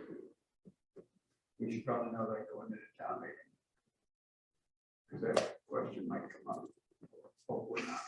But hopefully we don't. End up talking about this one for an hour at town meeting. Right. It seems to me like we need to know whether rezoning is a possibility before we weigh in on these options. Because if it's not a possibility, it's kind of a false choice. Between the two that are on the warrant currently. When you say not a possibility, why would it be? I mean, we can attempt to do it, whether people approve to do it, that's a different situation. Right, but so couldn't, instead of these two, could we table these two articles and have the article be, rezoning, or get a will of the town or something, so we have some indication, and then if the town votes that they're not interested in rezoning, then we proceed with the two articles. But if we don't have that information, then people may say, oh, let's just tear it down because, we're you can't really make a good choice between those two. No, I agree. Somehow. I personally would prefer not to put these off. I think we need to deal with it. But maybe the question, maybe a non-binding question about rezoning should precede the two. No, so why can't we put with the motion to do the preservation with the disposition of the property in the motion, we will say that at the fall town meeting, we will, if this is supported, we will attempt to rezone this property to do A, B, or C. That is part of that we don't change the article, we just change the motion that if this with the passage of this, there will be a article for public, that the public can vote on at the fall town meeting to change, in order to, we feel, you know, somehow in the wording of the motion, that in order to accomplish this, we feel that with our new information, that rezoning is really the only viable way to make this work, and then we will, you know, try and do this for the next, we will have a motion to do, an article to do this at the next available town meeting. I don't know. Yeah, But you where's know, that the risk, fail? the risky thing there is that the rezoning takes a 2/3 majority, If so. that failed and we've already voted to surplus the property, then where are Back where we started. we? Right, Yeah. that's what I feel like. Say that again, if what? If the rezoning fails at fall town meeting and when we voted to go with the, disposition of the property, then Well, then, I we're don't back to where we know, started. we're doing the best we can in this, I guess.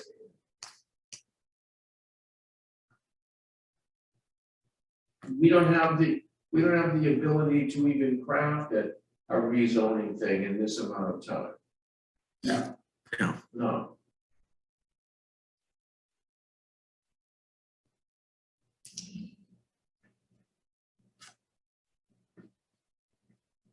I know we've done I've been president of town meeting when there's been I think it's been referred to as will of the town, kind of vote in the past, that non-binding. But I don't recall, I don't know how those are structured. I don't know if you were on the board for that type of a vote. Just sort of, what does the town think about A, B, or C? Yeah, no. Well, for the zoning change, it would either have to be this board or the planning board to carry it forward, so it just seems like we should know if that's what the town wants before we spearhead the separate. But that's what I'm saying. If you vote for this, you have to understand that the only way this will work is that it would ultimately lead to the need for rezoning. In other words, don't vote for this but then be against rezoning. There's no way it will work any other way. Yeah, it seems to me maybe that should be part of the discussion as opposed to if you inform people, if you inform the voters prior to actually voting, that this is, if we vote to approve this, then this is what it's going to take at a later date to actually implement, then it seems to me it's as good as having a temperature taking separate vote. If people understand that that's what it's going to require, and that it's going to have to be a 2/3 majority to vote.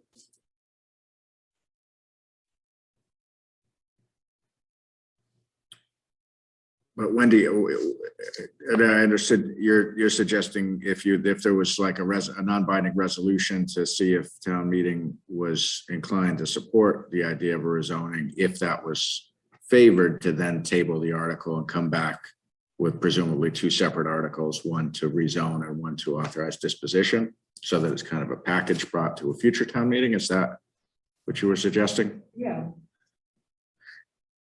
I think that makes more sense than the idea of authorizing disposition and saying we're going to come back with rezoning, because it's kind of, people might say, well, I'm open to the idea of rezoning, but I want to know the details, like specifically what would it do? And we're not going to know that. Well, that's a good point. Yeah, we're not going to know the details. Right.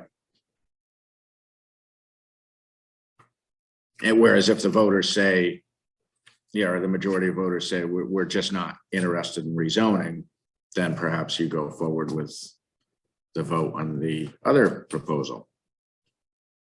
But there has to be something definitive, so people will still say, then people will say, oh, I don't want it, I don't want it torn down. Go back to the drawing board, I'm sure you could figure something out, because that's what they're gonna say that, and we've come to the conclusion that no, that is not happening. Don't vote for this if you are going to be against rezoning. They have to know that. But or we could just not have either or at the moment, and just take and. And people will, I think, it's a tough situation, because Angus is right, people are gonna wanna know the details of the rezone.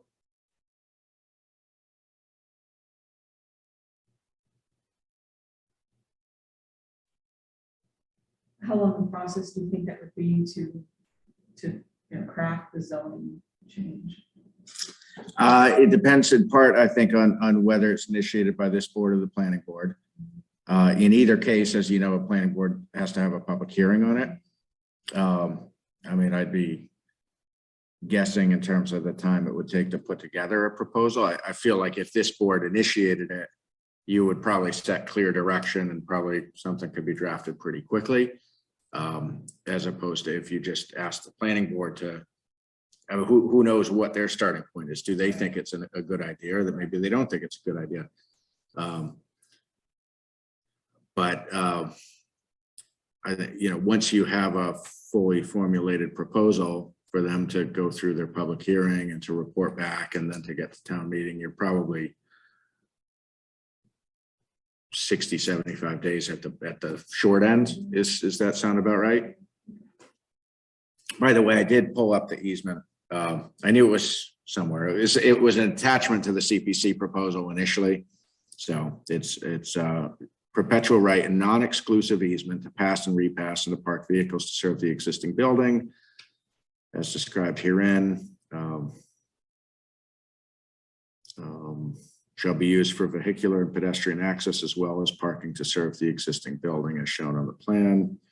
Maintained exclusively by the town of West Newbury or its successors or signs. Will keep the parking and access easement in good condition and shall maintain the parking and access easement in sightly and safe condition.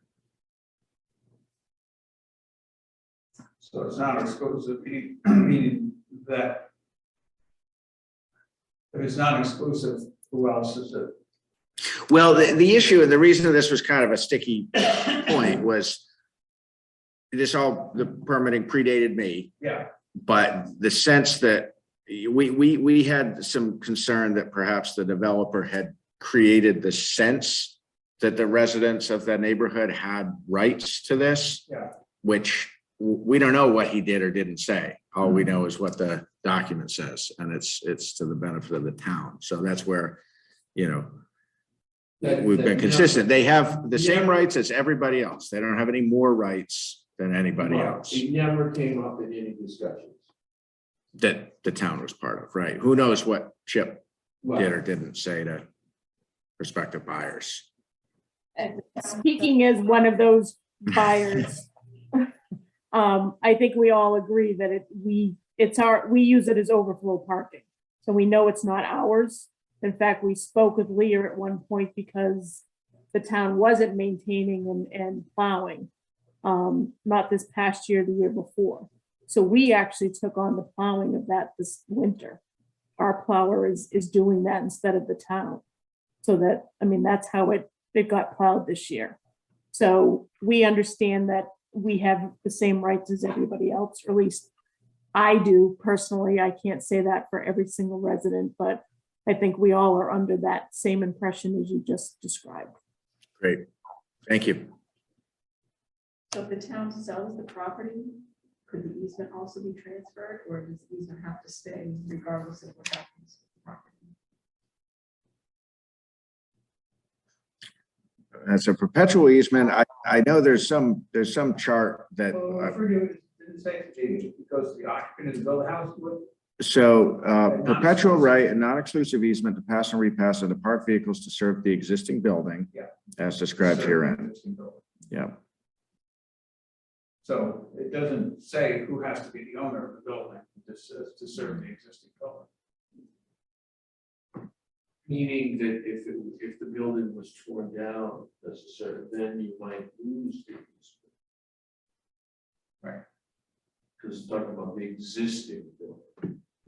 Well, that was one of the questions that came up with the neighborhood maybe a year and a half or so ago, is in the event that the building is never put into productive use, does the town have an obligation to continue to maintain it as parking if there is no public purpose served by the parking?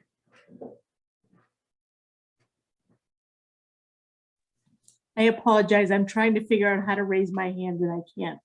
So we also got the understanding of that parking was also for the trails. So forget necessarily the car post, because the trails are public. Isn't that also a space for people to park it to use the trails?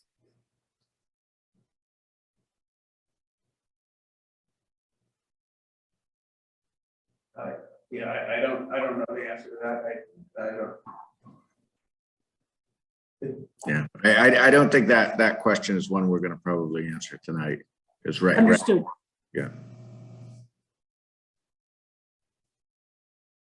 Okay, so we pretty hashed this out a lot. Where do we go from here?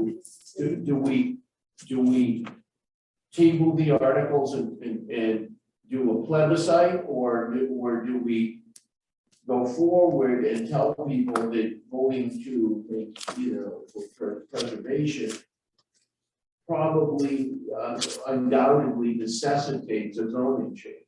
That's what I think we should do is go ahead. with the Which two one? articles.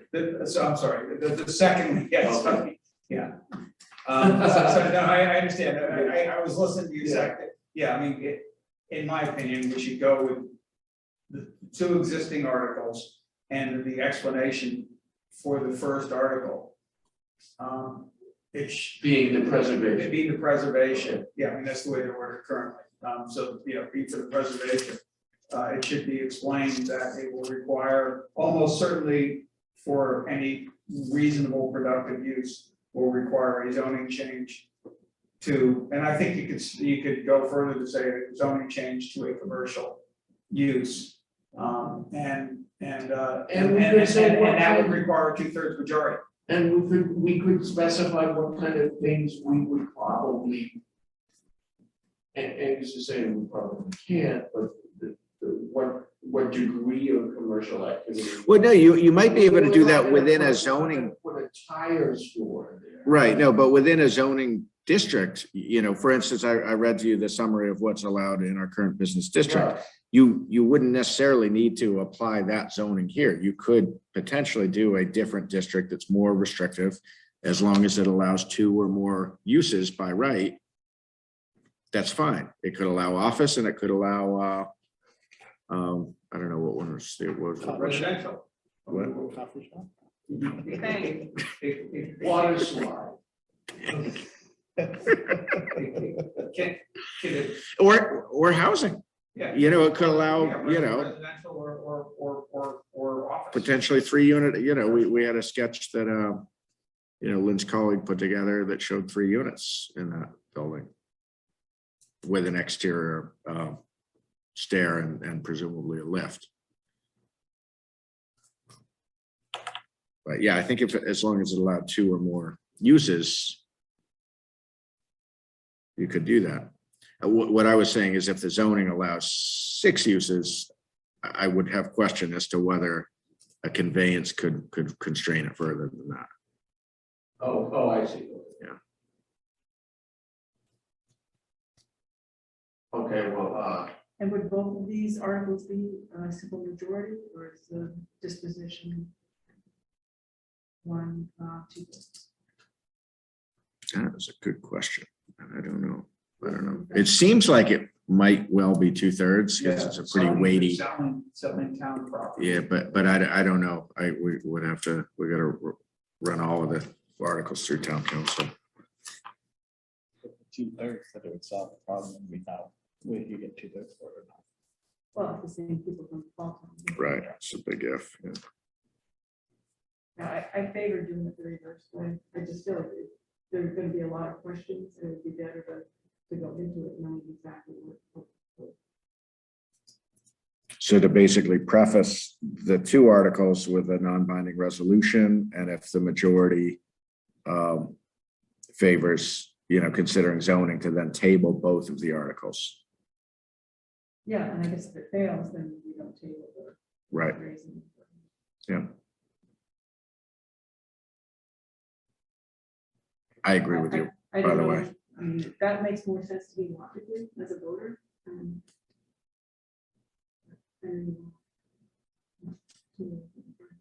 Yeah, I guess I want us to make a decision and move on.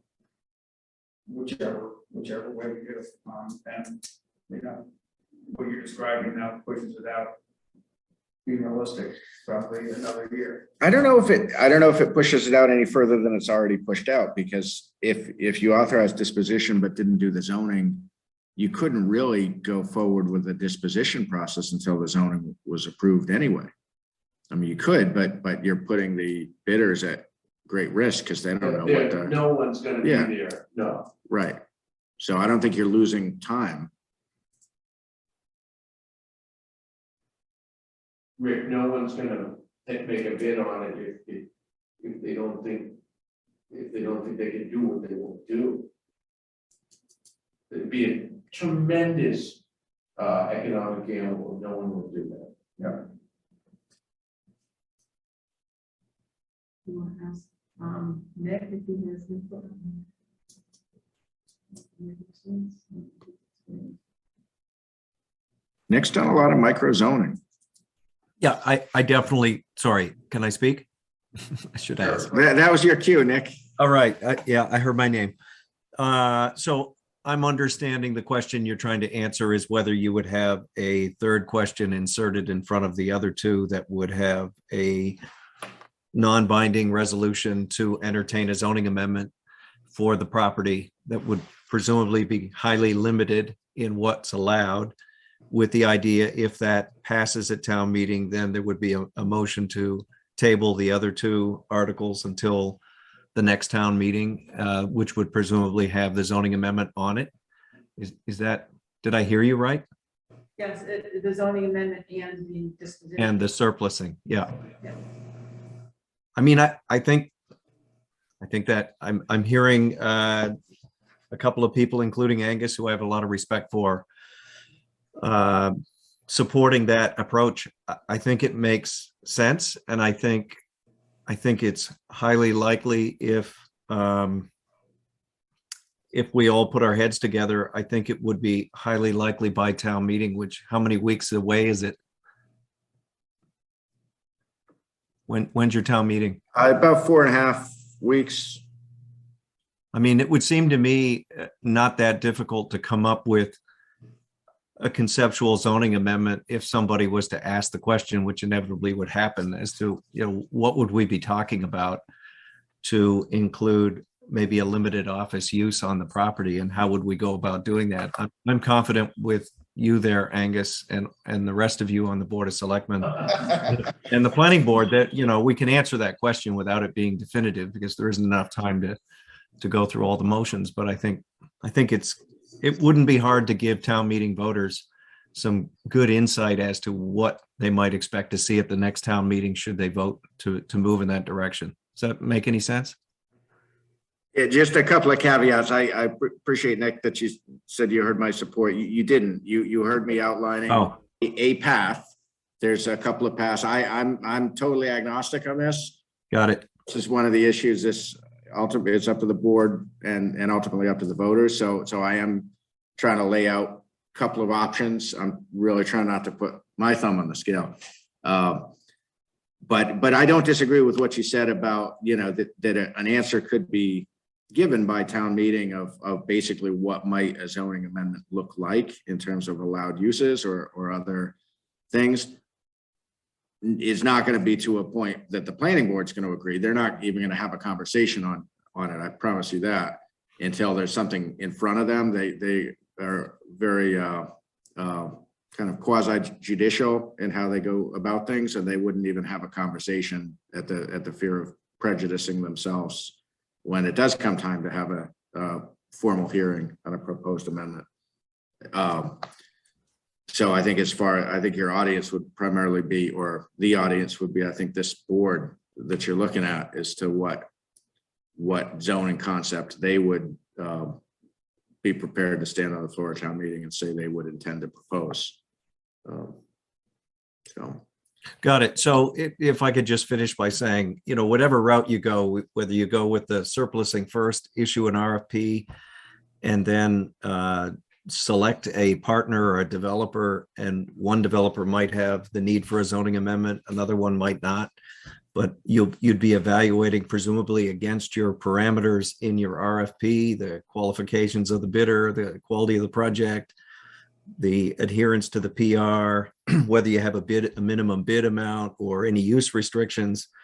You would select somebody, and if they need a zoning amendment because they're the preferred partner, then you'd be going to town meeting to get that zoning amendment adopted, which would have plenty of time to be developed before you finalize your contract with your third party.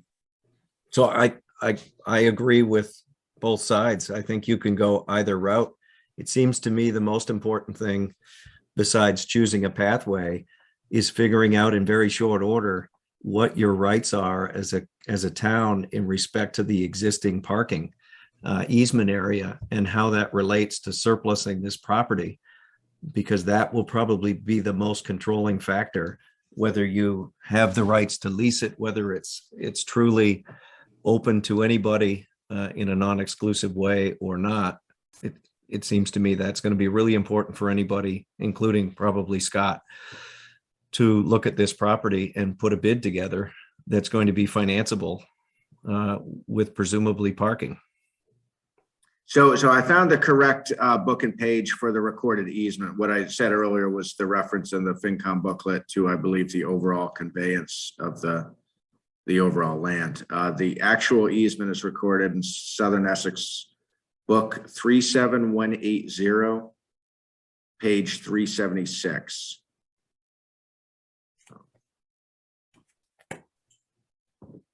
Got it. Thanks. I think either way, it's gonna take two town meeting cycles to resolve. Either way, we just talked about. So it just, I think it's a matter of what will be clearest and easiest for residents to Yeah. make a decision. So I have, a basic concern with this all started at a special town meeting. And I don't think that was the right way to have done that, although I didn't recognize that at the time. I now personally think that wasn't the right time to consider this property and the way it was going to be handled. And I'm not sure that a special town meeting is the way to do it again. Typically there's broader turnout at annual town meeting, and then there is a special town meeting. And special town meetings are noted for being easier to load on a particular issue. And it's, I think, what happened last time, and I voted for it. But I think it was, a loaded crowd, and that just troubles me when I see that happen.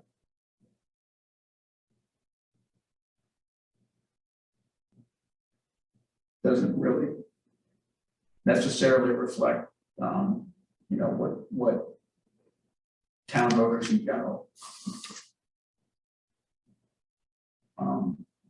might want.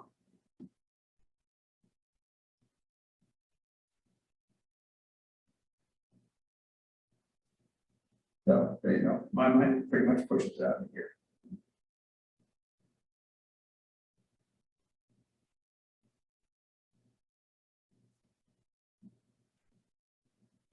But I'm only one of three.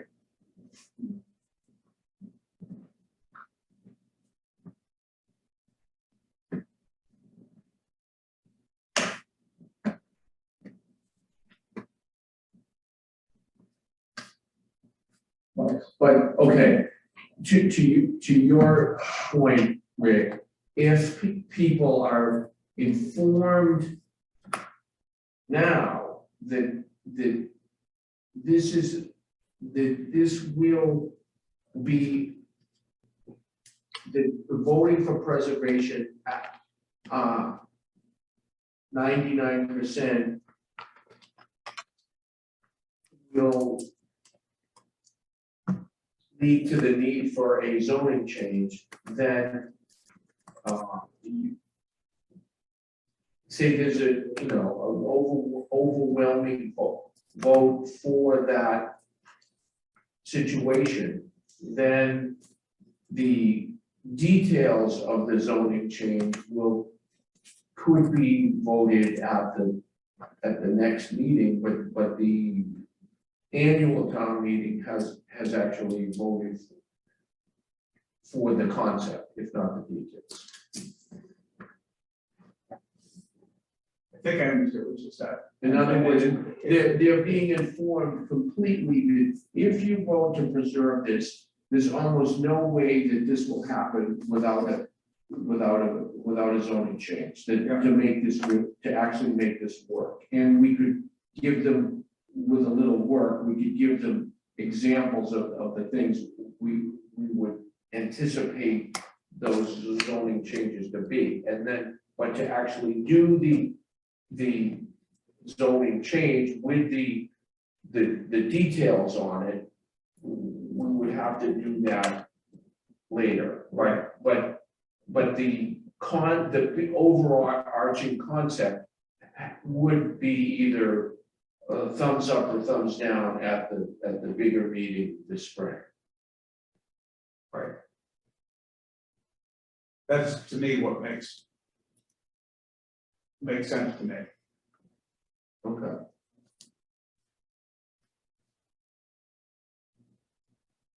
And what about the residents that are concerned about the rezoning and would want to know what does that mean?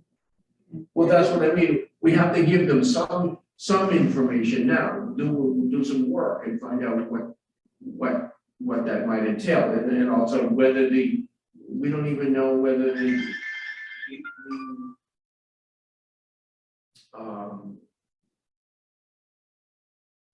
transferability of the parking. It seems like even the town at the moment doesn't have exclusivity to it. It's for the use of the owner of the existing building, but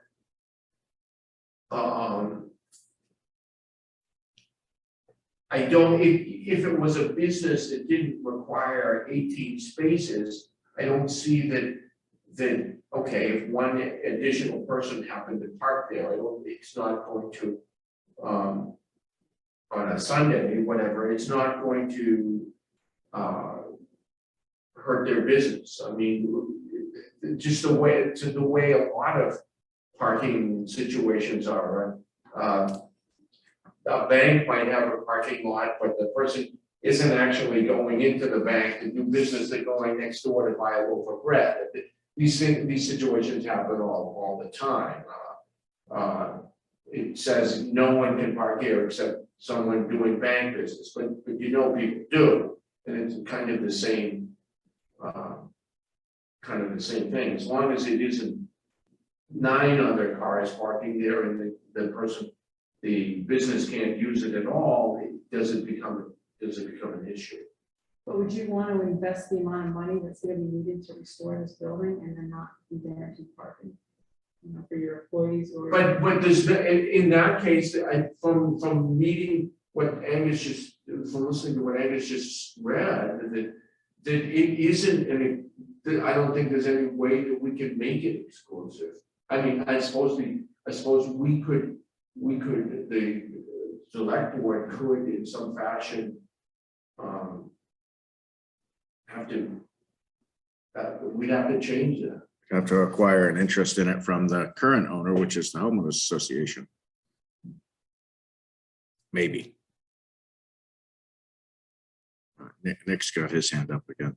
Rick, I don't know. Yep, Oh, sorry. May I speak, Rick?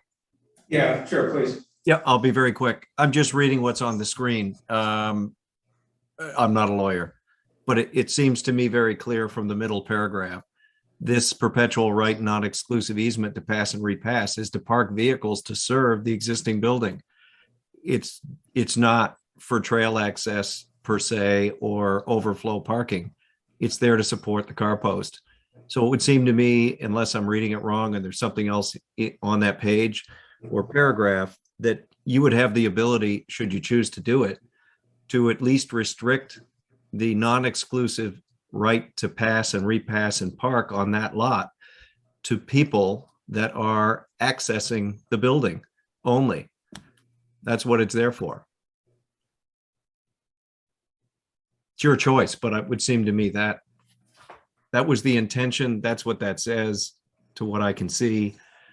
And it also makes sense.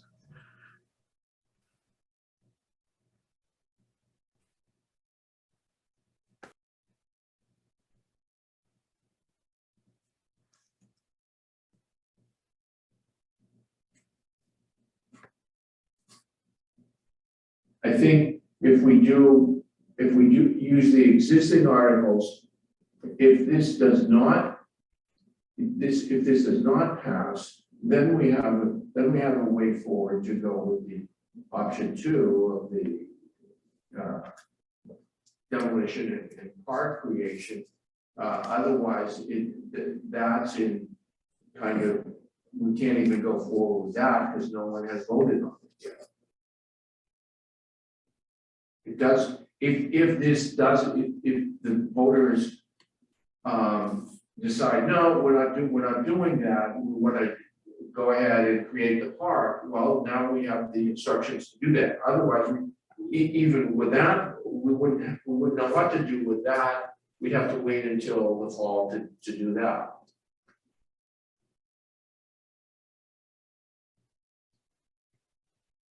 So that, to me, that reason tells me that, okay, let's find as much information as we can on that and what kind of potential zoning change we might anticipate supporting, so that the voters have that thing, and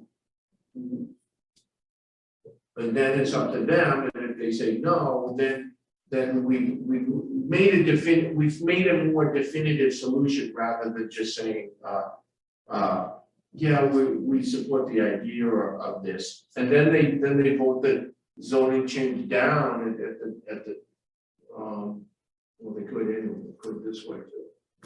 Yeah, either way, it's good. Either way.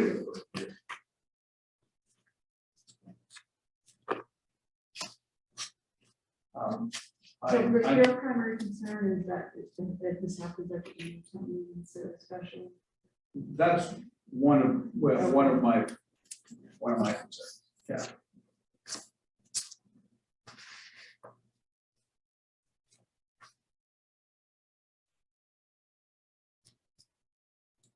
Yeah, this has had so much play now over 2.5 years. Well, I know, so I'm trying to distinguish yeah. if it's just that you're, you want it to be resolved, or whether it's. Well, I want it to be resolved, but I also want it to be resolved in a meeting that reflects as much participation by as many town residents and voters as possible.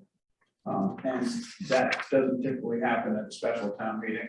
And when there is big turnout at a special town meeting, it's almost always because it's loaded due to a specific issue.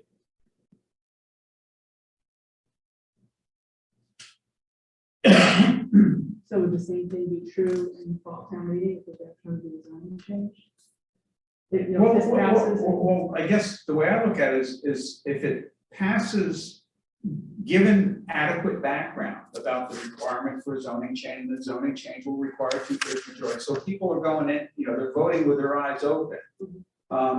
Then I personally would have a problem with, at a special town meeting going for the zoning change, because at that point, the larger portion of voting public will have expressed themselves and supported it with that with that knowledge. That's my reasoning. It's not perfect, but it. No, it's not, good but as we got. it's, not the only thing in this world that's not perfect. Yeah.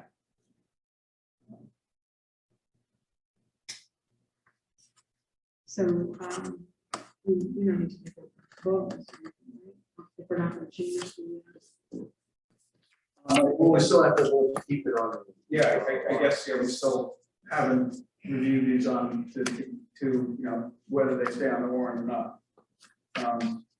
I did include just a placeholder amount when I put this out late last week. I've since followed up with Lynn and with KP on what the cost may be to draw up a historic preservation restriction, to assist with the procurement process, and combining the input I got from both of them, it would be in the range of like 23 to 28,000. That didn't take into account any zoning. That doesn't feel like something we really need a consultant for, other than that if we end up voting it, or if we end up writing it ourselves, which is fully within our capability, but then there end up being hearings with the planning board, is that then like a time issue of not just the hearing, but any of the, public back and forth. But it seems like engaging a consultant would probably be more time than that anyway. So anyway, like 23 to 28 is I think a pretty conservative number to cover the soft costs associated with what's shown as Article 4. Okay. So then it would just be revised to reflect the need for zoning change. Yeah, I mean, it was mentioned that could be part of the motion, which would make a lot of sense, whether you also want to put something in the article, something, some comma, and in anticipation of consider, I don't know, who knows what town attorney will say in terms of whether that gets messy being within the article. If it's within the motion, it's still going to be binding. Right, the motion is what's binding.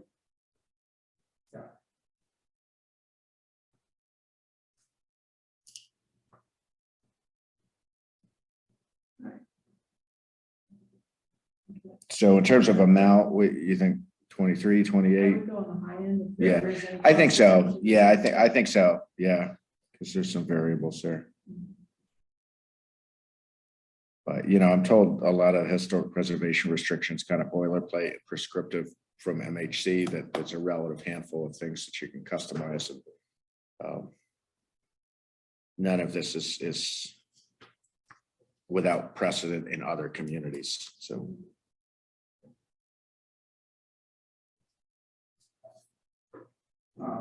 Well, do we need to, I guess, probably based on all the discussion we had, probably could have a motion that, assuming that we're going to keep them. Both, what were the numbers for these? They're shown as 4 and 5 on this draft special town meeting warrant. Yes, so I would move that we retain Articles 4 and 5 on the special town meeting warrant. Or May 14th. Then we add, with the intention of having the motion. Sure. Yeah, that sounds great. That's very friendly, thanks. Second. Any further discussion? No. Good. All in favor?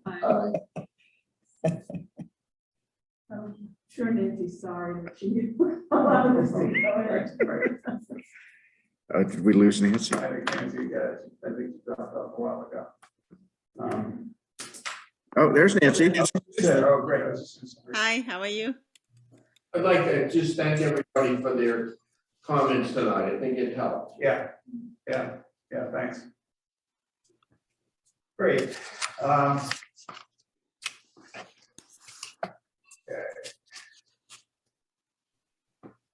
right, so we'll take up the update regarding the consideration of potential municipal vulnerability preparedness action grant proposal. Angus and Wayne and I met last Thursday. Thursday, you know, we reviewed, it was the first time that Angus and Wayne had had a chance to take a look at the materials, just because of all the other stuff going on in preparation for town meeting and the day-to-day stuff that goes on, whether or not you planned it. It was really the first time that they had seen the information and we've been able to talk about it. And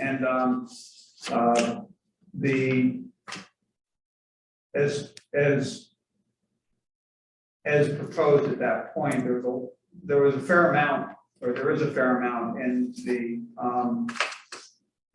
the proposal. And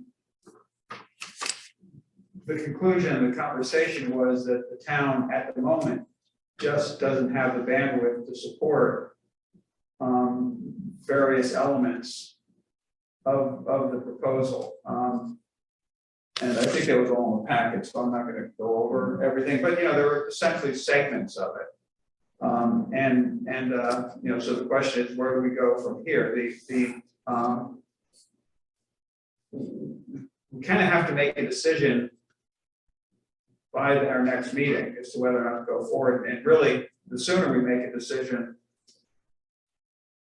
if and how to go forward with this, the better, because there's a lot of work involved, which, you know, the Climate Change Resiliency Committee has, you know, been putting in of its own accord and, you know, and expect to continue to do, but everybody has, you know, limited time, resources, and you know, it's a fairly demanding grant application.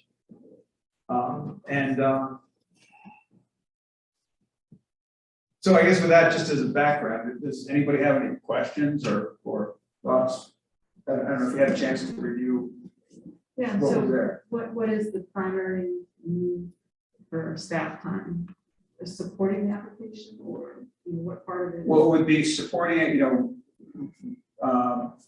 sort of administrative stuff as it goes on. If there's anything that involves procurement, then that would be Wayne. You know, Wayne being Chief Procurement Officer, as obviously you know, but you know, given everything else that is on Wayne's plate and that is on Angus's plate, at this particular point in time, there just isn't resources. You know, everybody's already, you know, their plate is overfilled by 50% already. You know, if the possibility of the new person working with DPW, if that was approved by the voters, would that be too little, too late? well, it wouldn't help this year. That's what I mean. That would certainly, you know, that will help in subsequent years, not just for, you know, this particular grant, but for anything. But you know, and that an individual hired into that position, if it's assuming approved at town meeting, you know, will be able to help out at some point with this process. But you know, given all the other pieces that are in play right now, it will probably be several months before the position is actually filled. Plus, you know, considering the existing job market and it's hard to say how quickly somebody, you know, the position could be filled.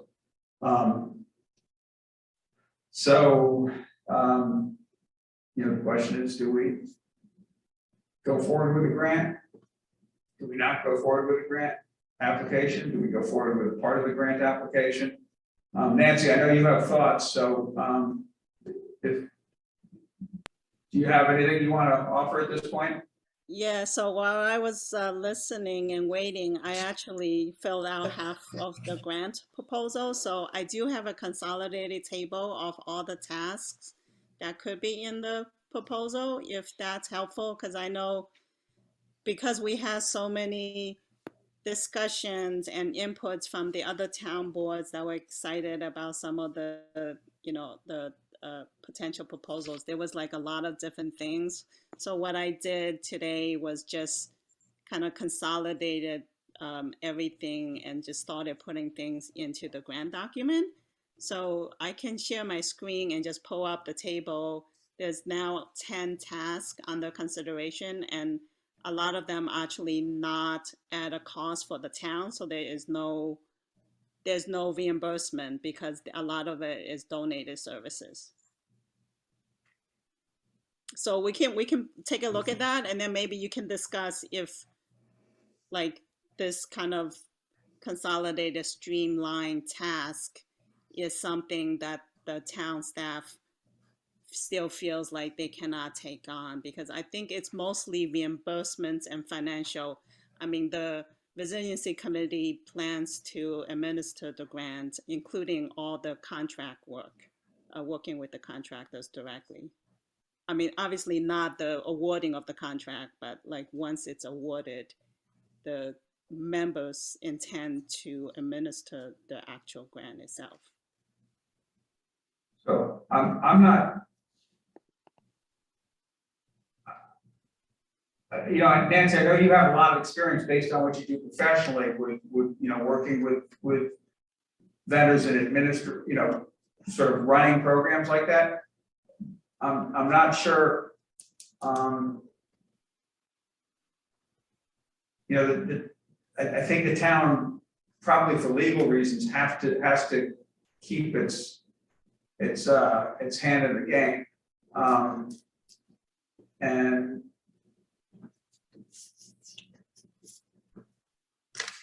you know, I guess I've had trouble wrapping my head around all the different sets of tasks that are, you know, that are proposed at this point. Yeah, do you want me, I mean, I can share my screen if I'm given access, and that might help the discussion. That's fine by me, sure, please. Thank you.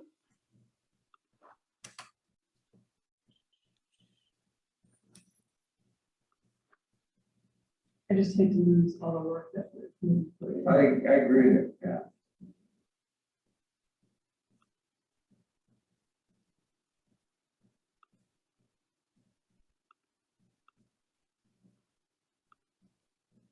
Hold on, I'm having trouble sharing my screen for some reason. Sorry.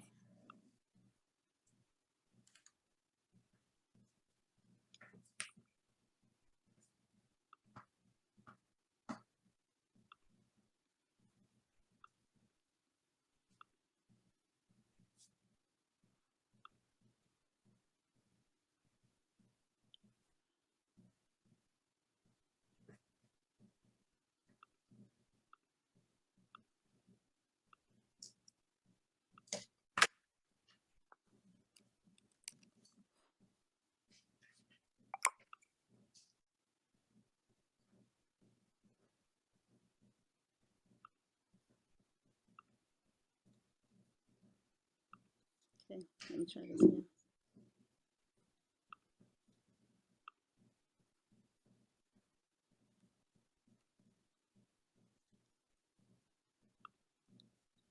Are you guys able to see anything? No. Okay, this might be, okay, let me try this then.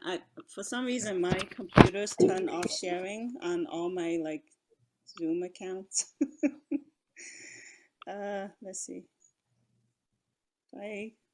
Angus, if you can go to, let me see. Trying to find chat.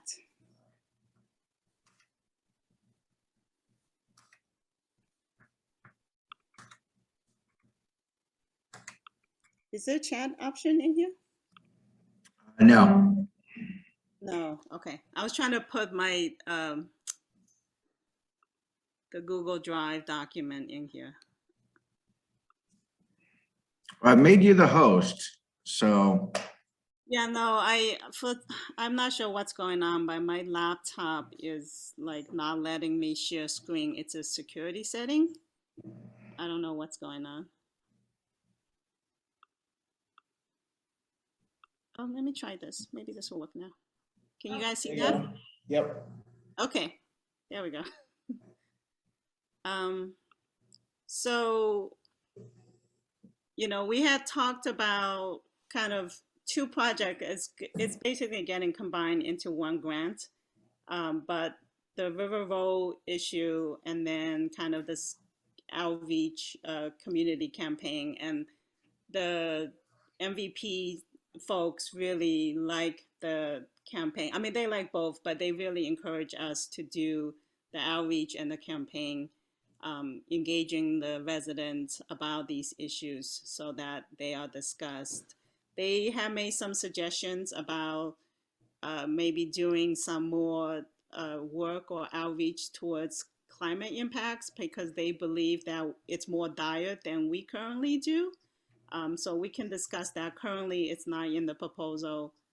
But like, so task one is having GEI assess the shoreline conditions of River Road, and we have a proposal for that. Task two is interviewing local residents, using the high school students, the Climate Cafe students to do that, and a contractor to coordinate. 3 and 4 is donated services. So Jeff Wilson developing a conceptual management plan for River Road, and then discussing those plans with town staff, the boards, and the community members, and then revising that. And then 5 and 6 is kind of that outreach component. So 5 is working with the Climate Cafe students and a bunch of professionals to develop a tour of the river, a boat tour of the river to discuss climate impacts and vulnerabilities, including this River Road project that we're working on. And then 6 is more general outreach to the community and river walks, just to get the information back out to the community. And then 7 this was something the Planning Board and the Conservation Commission really asked for and really liked, which was to get the board members trained on green stormwater practices and design so that when they review projects, they can better implement the new stormwater bylaw that we passed. Because right now, the detention basins and stuff are coming in. They don't feel good about approving them because there's no long-term maintenance, but there's no alternatives that they know of. So this is just providing them alternatives to the kind of traditional stormwater basins that come with development. 8 is the more of the kind of community engagement on native landscaping, gardens, and getting people to promote native and protect natural habitats through the Wild and Native group. And then 9 is greenscapes, which I believe we currently work with, can do a much more involved outreach on any topic, any green landscaping topic that the town is interested in. The nice thing about this one is they can offer it to all the communities, North Shore communities, and one of the components of the grant is to benefit Jedi communities, which West Newbury doesn't qualify, but this component and maybe the Climate Cafe students, because that works across 8 towns as well, kind of has a connection. So we can advertise in other communities as well. And if there was interest, they would be able to benefit from that. And then 10, I haven't flushed out that, Angus, that was your discussion with us about mapping stormwater infrastructure to get ready for kind of better planning, future stormwater issues that might come with more development and any existing. So those are kind of what's on the docket. I did do a very brief calculation of donated services, and very conservatively, we have about $40,000 to $50,000 right now. So we could apply up to, $160,000 to $200,000. I think what we've listed so far, it's not even $100,000. So we have more than enough match. I don't think we need to ask for any town budget to apply for this grant.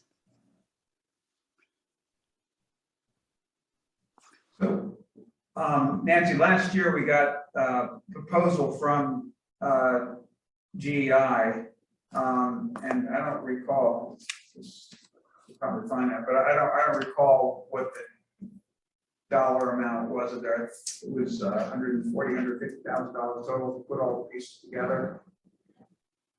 Yeah, so I incorporated one of their proposals, which is the first one, which is the shoreline assessment.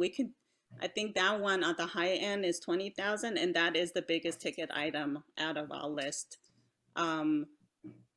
We could have done a much more simpler assessment with Becky McKnight based on the information that Jeff Wilson wants, but the GEI assessment will give us more detailed, kind of high tech, using more high tech techniques. So it'll give us a lot more information than what Jeff Wilson needs for his work, but it's probably useful to the town for future planning as well. So, but what we did not include was the cover assessment, which MVP has said for the second year in the row, they don't like funding those kind of projects because a lot of towns put in for them with no future connection to how they're going to use that data. And they also put in a pretty big ticket item. I can't remember exactly how much, like 50K or something like that, for additional modeling, which I don't think we need for our project currently. We might need it in the future, but for this current project, we wouldn't need modeling. So I just took the component that would support our project, and we will have to revise the cost because it is a year old. But they had said 16 to 20K, so I took the 20K as the estimated cost for our purposes.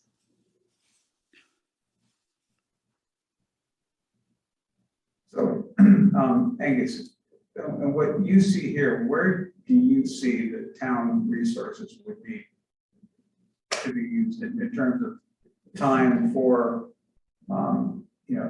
town manager time, finance time, DPW time? It's not just, it's town planner, conservation agent, who, as you know, are exceeding their budgeted hours on a regular basis based on their existing workload. You have a number of employees who haven't had a day off in a long, long time, have no prospect of any day off, and I'm talking Saturdays, Sundays, times with family. Like, you have people who are at burnout, who have been for years, so doesn't take much to hit the overflow point. I mean, we, like you said, part of my job is to try to calibrate the workload to the capacity. And, we had that retreat in February. I think you all agreed the number of things already underway is well in excess of the capacity. So, but, you can do what you want. Yeah. But as I said, you need to staff this place as if, like, just assume you don't have Wayne. Just assume you got to hire one person to do Wayne's job. Good luck with that. Yeah. Or my job. Good luck.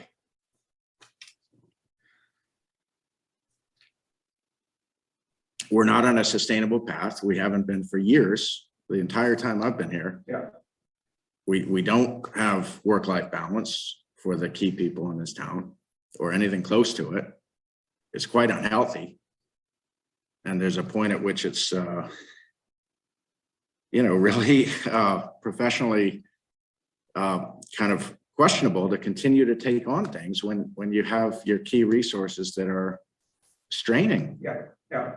So after you and Wayne and I talked the other day, you had wondered if it made sense to look at one task or two for this. Is there? Right. I mean, do you think that's? I mean, a lot of what I'm seeing, I'm not understanding really what the money, what are we applying for? If these are things that can be done with existing resources and volunteer resources, what is the money that we're applying for? Yeah. I think the GEI portion is the most of the money was related to GEI. Or it wouldn't have to be GI, it could be another engineering consultant, but that was who we had a proposal from.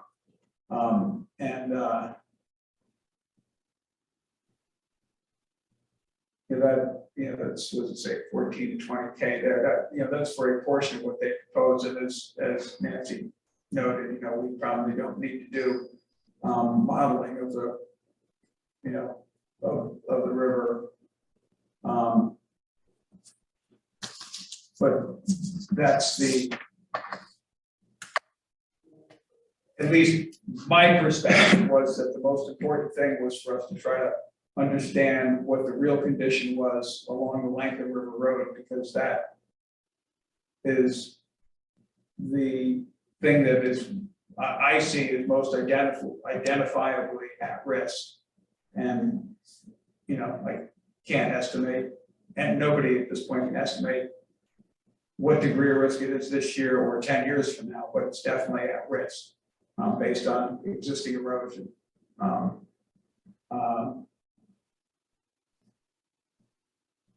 Nancy, isn't there, there's a reasonable amount here that we could do without the MVP grant.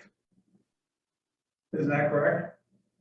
There probably is. I think there is. The nice thing about including more, and I understand what Angus is saying about the staff being overstretched. I certainly see it every time I, have a meeting with them. They're very passionate and they say yes to a lot of things. And I understand that problem. So I think, most of the cost is going to be on the River Road. I need some more budget items for like the stormwater and the green landscaping if we want to do those campaigns. From an administrative standpoint, those are easier because they're not as technical. That information that's out there, we're just paying somebody to gather that information, put it in a presentation or in a way that can educate our staff or board members to so that they can assimilate that information. And especially the green stormwater alternatives. Both the planning board, Leah and Michelle, expressed great interest and enthusiasm for that. They felt like that would really help them do their job better and prevent problems down the road. They see that it's going to be a problem down the road and they don't really have any good alternatives. So yes, this is definitely a little bit more work on their part. It will require, a couple of workshops and probably some time, a few hours, to digest the material and understand it and perhaps even apply it. But they were pretty enthusiastic in learning this information because they feel like right now they don't have good alternatives to what's being proposed in front of the boards, and they're approving things that's going to cause issues down the line.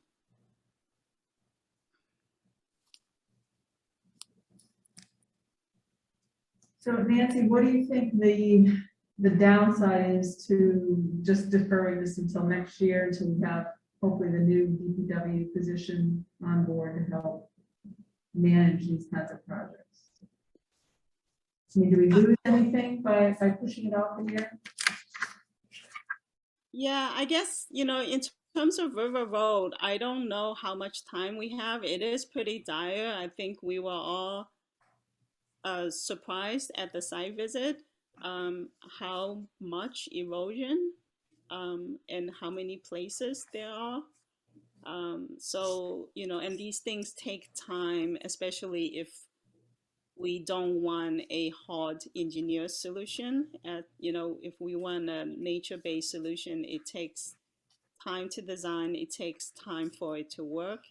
And then, the state is encouraging us to think even longer term solution, that even our nature-based solutions will buy us, maybe a few decades, but won't be a long-term solution. So, I think they are pushing us to have kind of that discussion. So I think, again, those discussions where the decision is hard and there's not really great obvious solutions are going to take time to have, but it's important to have them. And it's important to allow people to provide their input and give them time to digest. And I do share Leah's concerns about stormwater issues in town. I think we, related to the other towns, we're in a relatively good place because we still have low density developments and we have a lot of natural lands and open spaces. But because we have these country drainages and not a really kind of comprehensive stormwater system, and we don't have, detention basins that's been put in are not properly maintained, as Wayne and Leah have both stated at the site visit.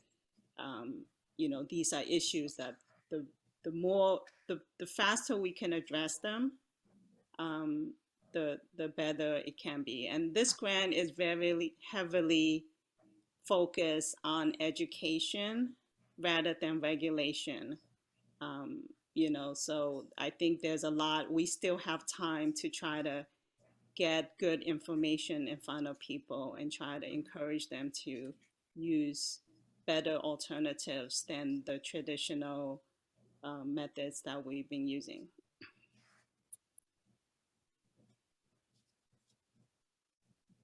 I think the single biggest concern that's come up at the stormwater working group meetings about alternative drainage strategies, stormwater BMPs and things is exactly the question of long-term maintenance.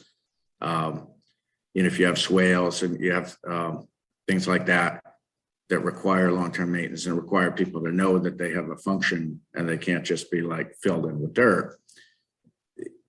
That's a big part of the concern, not just here in West Newbury, but in anywhere to do with these kind of stormwater BMPs is over the long term, will they be maintained properly to where they work?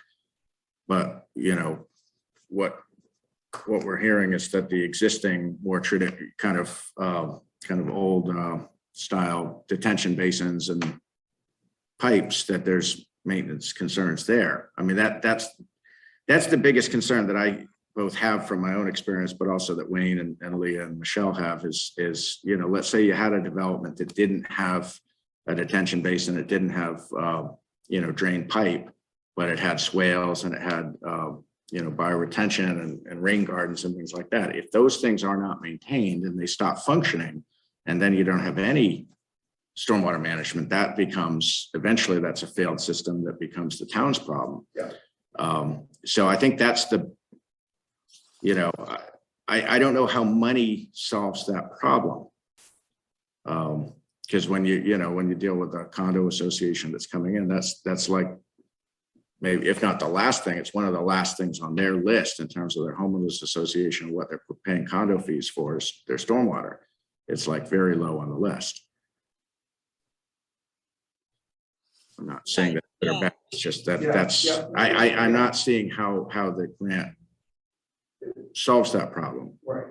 So I think, Angus, the thought is that part of the education is to discuss not just the installation and the design, but the long-term maintenance and what's required. So just providing information to the board so that they know all the alternatives and the pros and cons of all the alternatives. So right now they just have experience with the traditional systems, but there's not a lot of information out there, like you said, about the alternative green infrastructure that some people are pushing. And Salem Sound and UNH has done a lot of work installing these. And I know Salem Sound has also a lot of information out there about long-term maintenance and what it takes to maintain them. So I think just, as a first brush, getting the two boards that is responsible for implementing the stormwater bylaw to understand these other alternatives, gives them more information for them to make better decisions. So Nancy, if we were to pursue just River Road, I have to go back and look at the proposal from GI. But there's probably, there may be other sections, it strikes me that 14 to 20K really was sort of a very small portion of what they had proposed.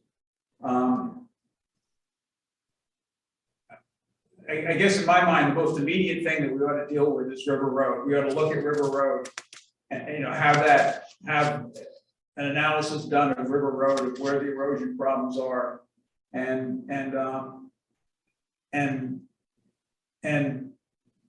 I'm not sure if proposed potential solutions would be part of that or not. But to me, that's the most immediate that we ought to deal with this year. And there are other parts of this that I don't really think we need the grant for. Maybe I'm wrong, but it seems like there are portions here that we don't really need the grant for, or a grant for. And then there are sections that if we were to defer for a year, because we're already talking about doing the 2-year, doing this as a 2-year grant, that, we could wait and apply for those sections that need to be funded next year, when presumably there'll be somebody on town staff who can be sort of liaison and support and provide some level of support for what the committee's doing. I mean, they'll have a lot of other jobs to do, but, but part of their function would be to support grants for town programs. Yeah, I guess in terms of grant administration, I mean, I wasn't that involved with the MVP planning grant, but my understanding was that Elisa Grammer administered a lot of the work associated with it, not the budget and all that stuff, obviously, but so yeah, it would be good for us, the committee, the resiliency committee, to know what the members can help the town with and what requires town staff to do. I guess from my standpoint, if this grant is pretty involved, I was surprised how involved this grant is in terms of the paperwork. If we're gonna apply for the grant, if we want to ask for $50,000 versus $150,000, I don't know how much we save, other than if we're concerned. Yeah, if like the concern is that we shouldn't be talking to Conservation Commission and Planning Board about stormwater issues and stuff, then that's another issue. But I don't see how this other person is going to help with that, because it would still require us talking to the board members themselves. I hope that's not what I conveyed. I certainly didn't intend to convey that. I guess the point I'm trying to, which I haven't made yet, is there are initiatives of the conservation agent or of the town planner, and I'll talk about the town planner specifically because she's been here a number of years longer, that have been dormant for years because neither she nor her board has the time or bandwidth to bring forward things like updating the zoning, things like a comprehensive plan, things like we got to do a housing production plan next year. We got to do a hazard mitigation plan. Like, we don't know how we're going to get to the things we have to do. We don't know how we're going to do it. Every single day we walk into the office with 3 days of work to do in one day. That is every day. Yeah. So it's all well and good. You do, make whatever commitments you want, but those, and people will continue to do the best we can. But there's dormant initiatives of staff, of professional staff that can't find time to do they were hired to do. Yeah. So.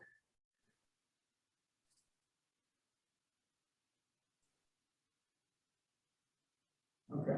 I mean, you know, we've got this congressionally directed spending. Are we intending to submit something by a week from Friday, like 9 days from now on that? Yeah. For instance, because I don't know how. If so, it'll be like right under the wire, and it'll probably take, you know, I mean, you know, how many nights a week do we work past midnight? Yeah. Like on a normal week, Hard to get involved. like every week, by the way. So. I'm listening to Angus and all of these ideas are good, but can they be put off? And my vote is yes, they can. I mean, the unfortunate reality is this town is basically has a subsistence level of staffing, and just, you know, running the basic operations of town basically consumes a great deal, if not all, of most departments' time. And so a lot of the kind of, you know, things that we're striving for are above and beyond that. So it gets done, like I said in the meeting we had a couple of months ago, and the kind of snippets of time between this and that, like that's the reality. There is nobody on staff who has an, you know, a full workday to work on a project. That is just not the reality that anybody who works here enjoys.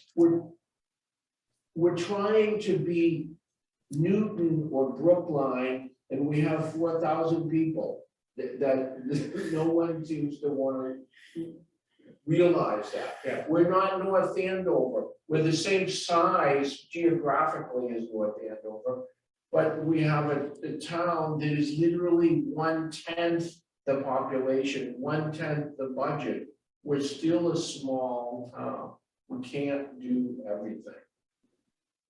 I mean, quite honestly, to me, the one thing that to me is most important is that we address, we understand the real risk in River Road, because if we lose, you know, so, you know, I don't think I'm exaggerating. River Road is at risk. I don't know what level of risk that is, but if we had an event and we lost River Road, one end of it or the other, then, you know, then we have a major problem. And I think it's important that we try to understand what the risk is, and then the next step, you know, some number of years later would be to address that risk. And, you know, I don't know if the risk is in a year, or I don't know if it's in 10 years. But, you know, there's undermining, and there are extraordinarily steep banks in different places. And either one of those could be, you know, could lead to, you know, basically catastrophic failure and losing the road in that area. But lots of stuff happens. We just lost a major bridge into the town, right. absolutely unpredicted. Right. I mean, stuff happens. Yeah, but it doesn't mean you ignore the risks that you know are there. I mean, I think if this was targeted toward that objective, that would be, that's what you and I talked about after the meeting on Thursday, is there, can we focus this thing? Because right now it's an incredibly broad scope, and it does seem that most of the work outlined doesn't rely on grant funding to do. Right. But you're, you know, tying it to an incredible amount of bureaucracy. I mean, there's a 76-page packet of information just on this grant. With a lot of fine print. I mean, I think that's, you know, that's one of my takeaways from this thing is they've designed this grant, not just this one, but congressionally, all of these, the SRF funding. I mean, they designed these things to where we have to bend over backwards to get back our own money. Like, this is public money that they're like taking away from the taxpayer and now saying, we'll give back to you if you jump through all these hoops. We should have a, you know, common, like, we should all say, like, geez, isn't it frustrating that the state makes it so darn difficult to do the right thing, instead of like being at each other's throats about it? Like, we're a small town. We don't have a lot of people. So, you know, there's definitely things that volunteers can do, but like you said, Rick, at the end of the day, someone's the signatory to the contract. And once you start down that road, or I should say, continue down that road of like consultants with business relationships with the town who actually have no business relationship with anybody who works for the town, and you multiply that by 30, that's what, like, anyhow, if that's what you want. No, that's not what we want. What But we're trying to that's- figure out is what, Right. what can we get Right. that is manageable? Can we get anything that's manageable? That's the point. You know, and if nothing is manageable, then at this point, maybe we shouldn't do anything. But, you know, if, you know, again, I don't mean to harp on River Road, but to me, that's the number one issue here is understanding what the risk is there and what mitigation there might be. Because. Isn't that a large part of what that GEI Right. from last March? Right, yeah. But that's somehow not been, Well, it's a portion of it is in here. Right. Yeah, but that, their full scope was what, 148 to 180? yeah, I was guessing around 150, so I Yeah. guess it was in that range, so, yeah. Yeah, and there might be parts of that that we don't need, but then we would have to figure out how we would account for the matching funds part. So could this just be a warrant article on another town meeting? You know, from free cash, I mean, we do studies all the time, this is in the interest of the town. Yeah. That would eliminate the grant requirements and. But the GEI part, because we do the whole, if we really get serious about understanding River Road, that's significant dollars. Yeah, but if we did this small part first to establish, you know, what the baseline conditions are, you know, perhaps, you know, in a year or two, we can pursue significant grant for whatever it is. So the resiliency committee has a meeting on Wednesday. You know, and I guess what I think this board ought to do is ask the resiliency committee to look at River Road specifically for this year. And then we should try to pick apart the other parts and figure out what can we fund locally, or what should we pursue grant funds for. But no, you're right. I mean, for some of the stuff, it makes more sense to do it with local funds, and we have flexibility, and we don't have to report everything. Rick and Angus, if we shrink the scope, I have a question. So one of the other ones that is in here is funding for the demonstration gardens in Wow and Native and the education pamphlet. So the group is obviously doing a lot of work already, but they are limited right now. They don't have any funds to do anything like put pamphlets out there, and we're beginning to implement.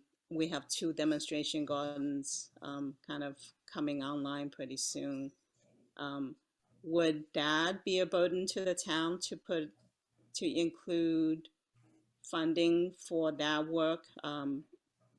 The other thing is including that funding brings in a lot of match. I think it's a minimum of $20,000 of match by including that group in this grant.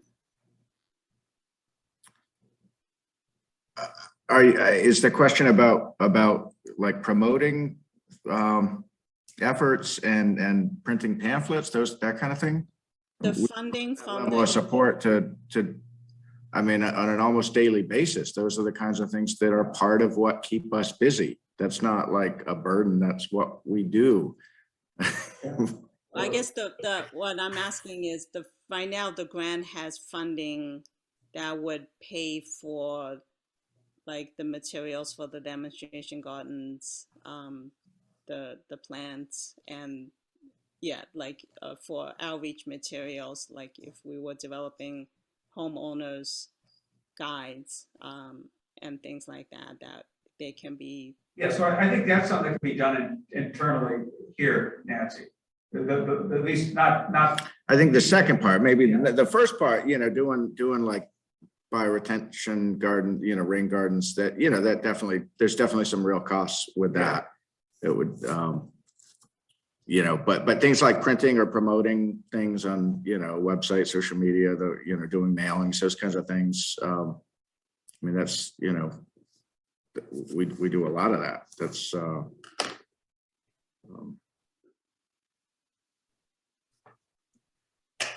so, I talked with Wayne a little bit the other day about, late Friday, about the idea of possibly doing just the River Road study. And, it was hard to get a real read as to whether or not, how he felt about that. And, what I guess what I propose is that we ask, is that the Resiliency Committee go back and look at just that part as far as grant. And in the meantime, we need to understand whether or not, or how much, or hopefully how little demand there is on town staff for that specific engineering study. And, I just don't, there are so many portions of this grant that I kind of have trouble imagining how it all fits in with our town government. And, but that one segment, it's something you can quantify.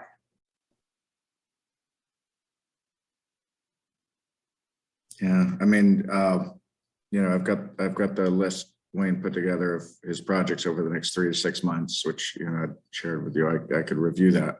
Yeah. It's probably, 12 months of work. Yeah, no, you showed that to me the other day. Yeah.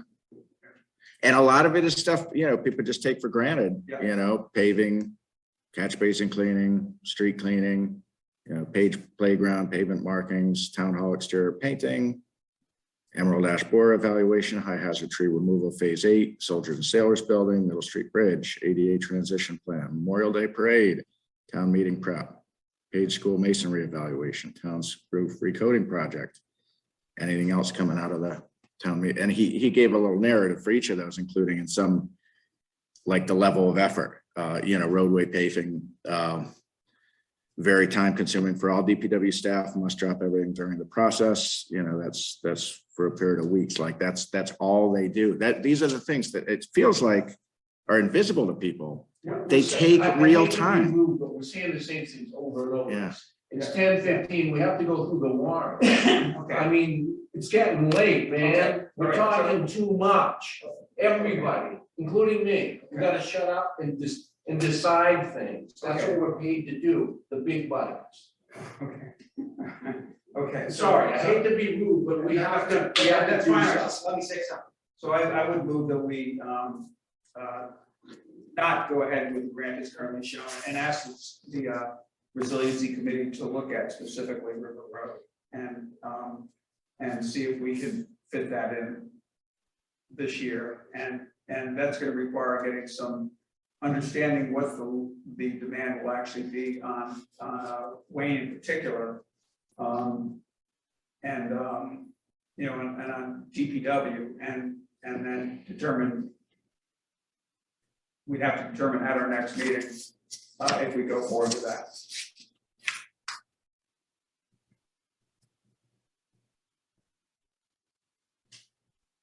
Second.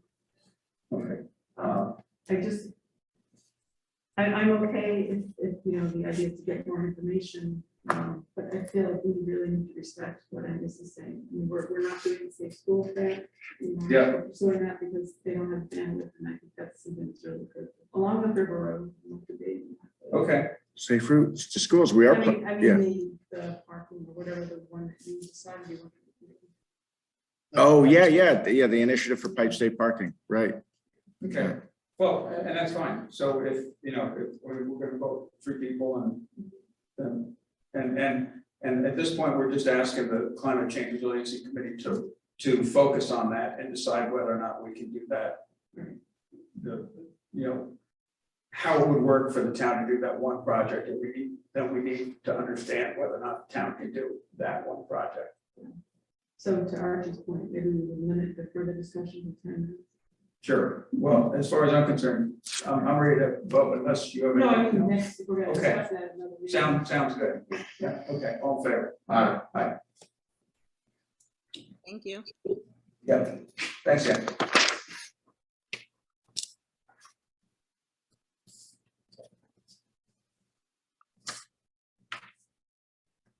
Now, speaking of bonus grant money, Right. this is unbelievable. It is unbelievable. I mean, It's not even clear to me what kinds of projects. it's not clear at all. And Oh, this thing is crazy. it's nuts. And every one of those is a rabbit hole that you could spend 4 hours going down just to try to understand, is it on point with, I mean, my thought on it is, you know, if we pick a project, whether So, that's so the middle, this is like not ARPA, this is something No. different. totally different. This is basically earmarks of, Oh, this is like basically federal pork, basically. yes, Okay. that's my understanding of it. Yeah. And do you have any sense of how realistic it is that we would be successful in it? No sense. No. I don't personally, I don't think there's any possibility. We don't have, as we just talked about, we don't have the resources to develop something that we would apply for here. I mean, I think the only caveat I would offer to that is where it is looking for like, you know, specific funding based on, yeah, I'm looking on page 44 of the packet, you know, it's looking for that level of detail. The only project that we have that's at that level of readiness is the Middle Street Bridge project. So I don't know if we try to find if there's some federal bucket of money that could potentially fund that, where we do have it fully engineered and almost fully permitted. I didn't see anything in there. Okay, I didn't look at it that closely, so, That was the only thing that I could think of, but. Yeah. I may just not be well versed in what these different departments. Yeah, there was an awful lot here, and you know, I kind of shut down after about 20 pages. I couldn't read the whole. Yeah, yeah. well, the initial deadline was like 2 weeks earlier. Right. I mean, that's the thing. They send us out like a Monday, like for a week from Right. Friday. I find it so disrespectful to local government. I But they- really they- do. They did this last year. Yes, they did. So what we should do, I'll put in my calendar, next year, at about beginning of February, look at this. Look at this year's, you know? So this is not something that was passed, this is an annual thing? Yeah, I don't remember. Yeah, no, they did. Yeah, last year. Yeah. I think it was maybe a little less bureaucratic at that time. But yeah, you could spend a whole lot of time on this and come up totally empty. I'm sure a lot of people do. Right. All right, well, it's better about. Okay, so I would move we do nothing with this. It's not a motion. Second. It's not a motion. No, you can't do a You negative can't thing. move a negative? No. I move that we actively ignore this.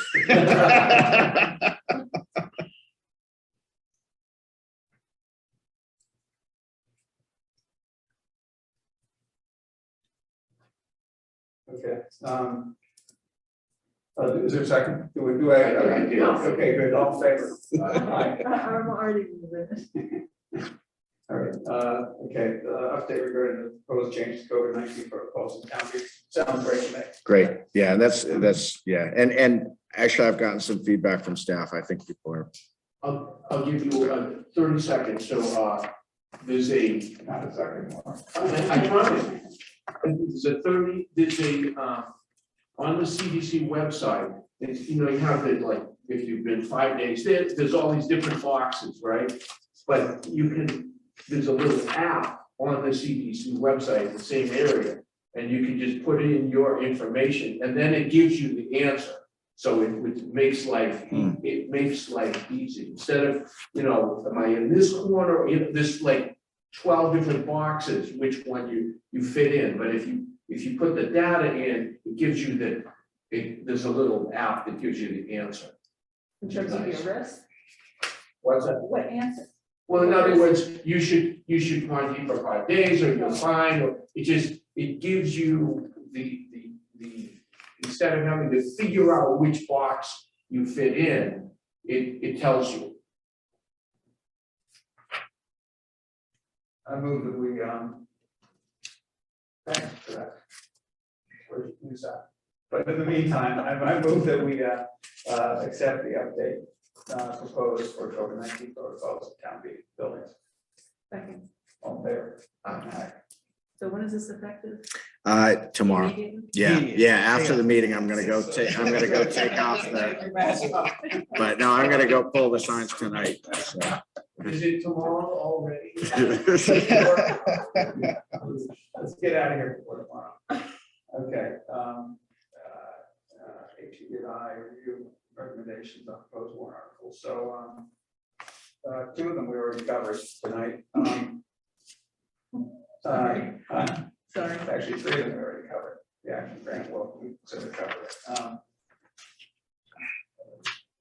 All right. So there's a the- separate project. Yeah, the notes, if I can just, there are a couple of things I know are open. So if you're, so the first, I know I'd emailed you just earlier today, we got the updated number from Tate and Howard.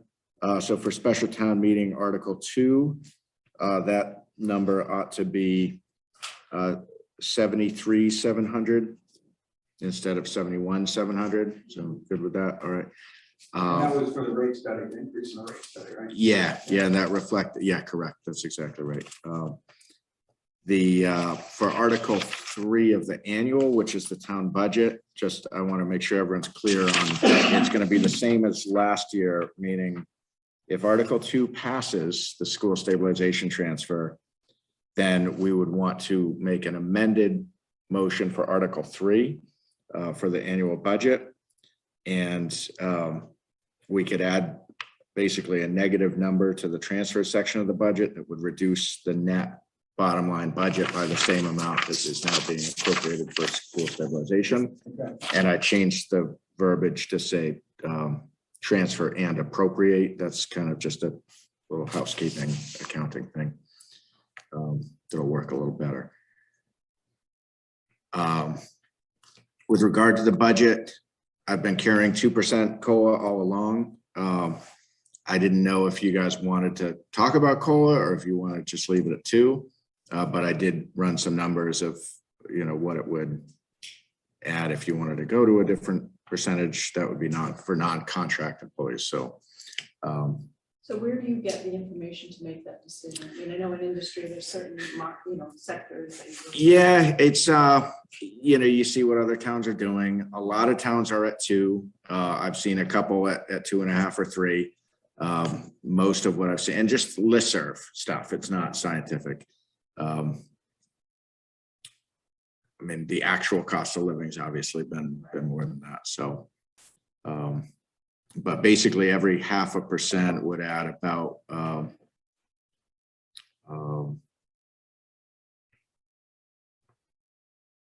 about 9,000. And so that's basically applying to all non-contract employees. So all leaving out the unions, leaving out the employees like myself and police chief and others who have a contract. So just dealing with your non-contractual employees. So anyhow, and that's not a decision you need to make. 0.5% corresponds to about $9,000. Yeah. So yeah. that's suggesting that it's a non-contract, that the aggregate non-contract expense currently, or salary expense currently is about 1.8 million. You are exactly right. You are within it's 1799033. Like that's pretty good, right? Well, it was easy. I mean, it was 0.5%. Yeah, that's not easy. Still, it's at this hour, nothing's easy. No, that's Rick deserves a full star.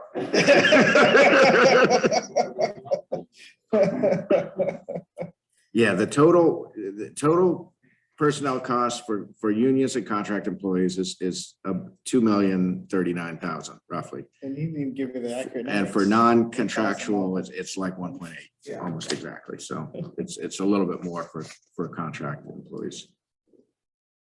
So that brings us to, let me, So what does anyone think about that? I mean, before we get to that, the part of why I was looking at these is with regard to the Article 11, the unbudgeted personnel costs. I just put together what different, if you wanted to think about what might be a reasonable number based on a percentage of your non-contractual wages. And so, yeah, so it's about 18 grand per percent. So if you wanted to carry a 1% rounding error, that's about 18,000, 3% is about 54,000 and so forth. So I know that's not real helpful because there's nothing like qualitative about that, but just to frame the discussion. Okay. So any update on when we would have? It's not going to be before town meeting. Yeah, no, it really never was going to be. So let's talk about that right now. We gotta come up with a number. That's right. As an article. That's correct. So let's do it now. I mean, That's right. yeah, so, if 3% is 3 times 18, that's 54. Yeah. And some might be more, some might be unlikely, some will be less, so, my feeling is, okay, we leave the COLA alone, but we we don't know what it's gonna be, but I'm gonna say 75,000. I was gonna say 72, so I'll buy 75. I think that probably significantly overstates the need. We don't know. We don't know, but my guess is there's going to be some number of positions that are probably going to be found to be under market. I think a lot of positions are probably going to be found to be at or above market. That's my sense of it. Including anyone hired in the last couple of years. I know as we've hired, we've looked at the market. So I don't know what their numbers are going to show, and it doesn't mean we got it exactly right, but my anecdotal observation is that it's probably going to be some longer tenured positions that have just kind of were hired at a certain rate and had COLA applied for some number of years. That's probably going to be where we're going to find discrepancies. Yeah, there might be somebody that's like, they say is 20% down. That's right. But the other part of the conversation is whether there should be, I know that, Do you do it all at once? exactly. It's not that everything's rectified in the first budget year. So I think it really comes down to what do you think is a, healthy enough number to give you some flexibility, but is also saleable to the voters when they're not going to know. How many non-contract employees? are roughly?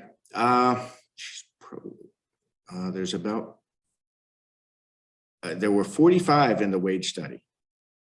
45 non-contract? Yeah. But that includes, kind of ultra part-time. Yeah. Yeah. That includes water and town. Okay. Yeah, there were 45 positions. That include the police chief. He's contractual. Yeah.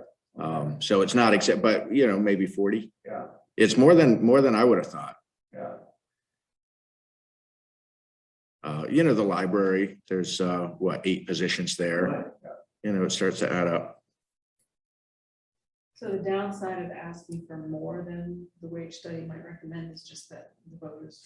I think there's 2 downsides. One is that, you're asking the voters to approve something that without, knowing exactly what. But secondly, let's say, as opposed to saying, look, we don't know what the findings are going to be. We know it may not be rectified in 1 year. It might take 2, it might take 3. I wouldn't want to go beyond that, but it might take up to 3 budget cycles. Let's say based on the study, it turns out you've over budgeted, and then then like instead of getting a morale boost, do people feel like you weren't generous enough? I don't know. I mean, I'm also thinking in terms of if you read about the hiring people and how the, you know, the world of employment is right at the moment,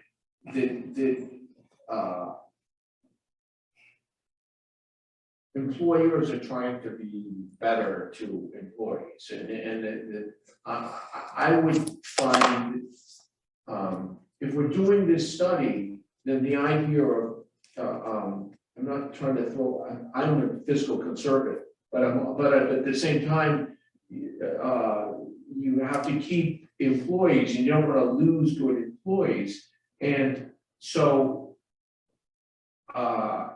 the idea of waiting 3 years to actually get somebody to catch up to where they're supposed to be, why are we doing this study then? Is the study's outmoded in 3 years? So like that doesn't make sense to me. I sort of like, okay, if someone is like vastly, if this is why we're paying them to do it, if this is, we're way off on somebody, then let's straighten it out right now. That's the way I would. In that case, I think the number that you put out initially is probably more closer to the mark. And remember, whatever goes on the. And I don't want to change the COLA because we're already, this is like trying to get things where they're supposed to be. That's right. No, I think that's why they ought to be looked at in tandem, yeah. And whatever gets into the warrant, you can always have a motion that's less, but you can't go above. So is that a motion, Archie? Yeah. Sorry. What was that number? Was it 75? 72 would be 4%. Just saying. But we're not working on percents. Okay. Yeah. All right.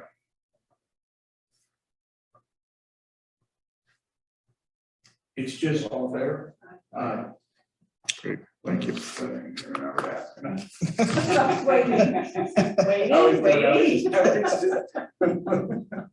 Let's see how far I get. Some other just quick notes on just as I was going through the draft warrants and looking for any kind of known open items, and these are really minor, just formatting really, but for Articles 29, 30, and 31, those are all bylaws. You got the wetlands, you got the addressing bylaw, and you got the, what's the third one? No, there's a new, the Affordable Housing Trust bylaw. We need to figure out, are we just tacking these on at the end, or do we want to actually renumber in a logical way and reorder properly? Because you can put that in the. More towards the front. What? Can we put swampy a little more towards the front? Well, the order of articles is totally up to you. Well, I know. And I don't think the way I've got it is exactly right. I think it's like in the ballpark, but there's a few as I was reading it that I'm like, oh, this would probably logically be up or down. So it's your warrant. You guys, as long as it fits into the general buckets that are, the appropriations, the bylaws and so forth. But how you order them, that is 100% your prerogative. It's helpful to have numbers for FinCom and all of that, but if you want to renumber it, you can. Do I have a reason? Yeah. Yeah, because I think we're gonna lose a lot of people when we always do, when we get to the bylaws, we lose people. And I think some of the, like the affordable housing and the inclusionary thing, those are gonna be easy passes, whereas I would like to at least have some of the people before everybody leaves to see the wetlands bylaw. So let's just take a look at those articles 26 to 32. Within that, what should be early, what should be late? Oh, you want to put the 26 to 32, put bylaw first? Yes. I mean, I'm fine with it. Wendy, how do you feel about that? I mean, we're only talking the last 5 or 6 articles. I don't think they were as much. Of all the bylaws at the end. Yeah, but probably not. But you, But I don't- historically, we do that, but. Yeah, I mean, what do you think about moving it up to like right after the budget? I'm just kidding. But we want to move it up. to- No, I'm okay with this, I'm okay with this, yeah. Okay. I'm good with that. Is there supposed to be a logic to it, or? No, no, it's really strategy or Supposed to spell us, if there's 6 articles, you're supposed to spell a word with the first letter of each article. What you So think? you take the 6. Supposed to- So we're supposed to, and it's supposed to be bylaws. we do have the school, the school stabilization that. is that's immediately that's in prior to the line budget. order, right? Correct. Yep, immediately prior to the budget. Yeah. Okay. And then on the other open item I have is on the CPC bylaw. I am gonna need to find the time to actually write that bylaw. I don't think it's gonna take long, but that's not something that's done yet. So as I think about like the FinCom booklet and just all the different things that go into that, there's like, no one ever actually wrote a bylaw. They wrote a statement of intent, but that still has to happen. It's easy. But Wait, you're saying there isn't a CPC bylaw? no, there's a CPC bylaw, but the amendment, they stated the intent of what they wanted to happen, but it's not like there's red line language like I have from Leah for the zoning. Like So there's, do you want me to do that? if you have time, that'd be one less thing. So So, we did decide that. Yeah. It would be in place of the large number. right? correct. Okay. Yeah. It's just a matter of drafting. It's really not hard, but That's just one more. That would. yeah, have it's to- just, What, I always forget that. That's not a zoning bylaw, so that would, It's town bylaw. simple majority. no, but that would have to go to the attorney general. It does. Yeah, they both have to. Yeah. Okay. I know, because I've submitted multiple at this Yeah. point in my career. Like day one, I think. So, yeah, I mean, other than that, I those were the only open items I had. That doesn't mean there aren't articles that there may be articles that you haven't voted to recommend or not yet. I don't have like a nice succinct list. Well, you moved all my stuff. Yeah, I moved everything around. But in terms of like open items, I did change on the revolving funds. I changed a couple of the amounts you may have seen. Yeah, That was reviewing that with Stephanie. Those were logical. If you had any questions on those, I can answer them, but I think the changes are make sense. yeah, again, there's no reason to roll call, it doesn't do it. I had put some correspondence in your packet about with Brad Bashir with regard to the vegetation management, what's shown as Article 12 on annual town meeting. And you saw in the email thread, he had, given pretty detailed responses and said he'd come to meet if there was support. Obviously, I couldn't speak for if there's support or not, but what is your thought about, were you satisfied with the additional information he provided? And then on that one, before you respond. So, but it didn't tell me where this is happening. It just said along the stone wall, right? That's right. Like you have 15,000 just to go along the stone wall, that seems like a lot. Or am I don't know. Yeah, it does seem like a lot. I bumped the number back up just so it would attach to that amount. My thinking is that Brad reduced it to below 10 because of trying to avoid a bidding threshold. And to me, I said, look, if that's what the scope is, you guys can change it back. He didn't ask me to do that. I just felt like, especially as this gets into like backup material in town meeting, like there's no basis to a $9,900. So that's why I changed to 15. Okay. So I feel like we should either do it based on what was quoted or we should, you do whatever you want, but that was a change I made that. Serge, you were wondering where you physically, you're geographically. Exactly, where- yeah.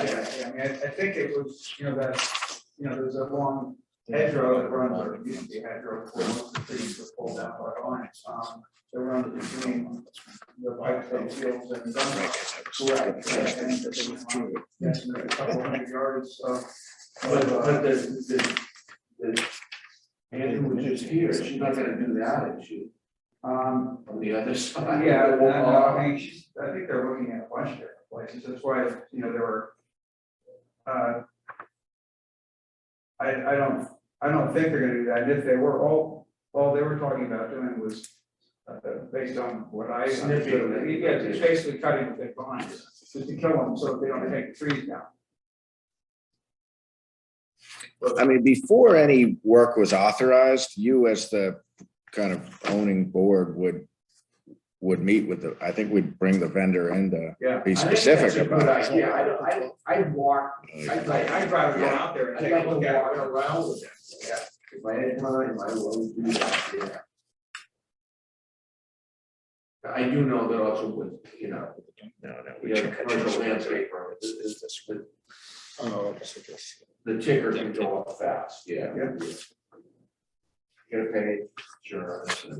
Yeah, well, also, this is, they're doing it, They might even have a pocket phone. yeah, well, we're talking about taking out trees, so they may have a pocket truck.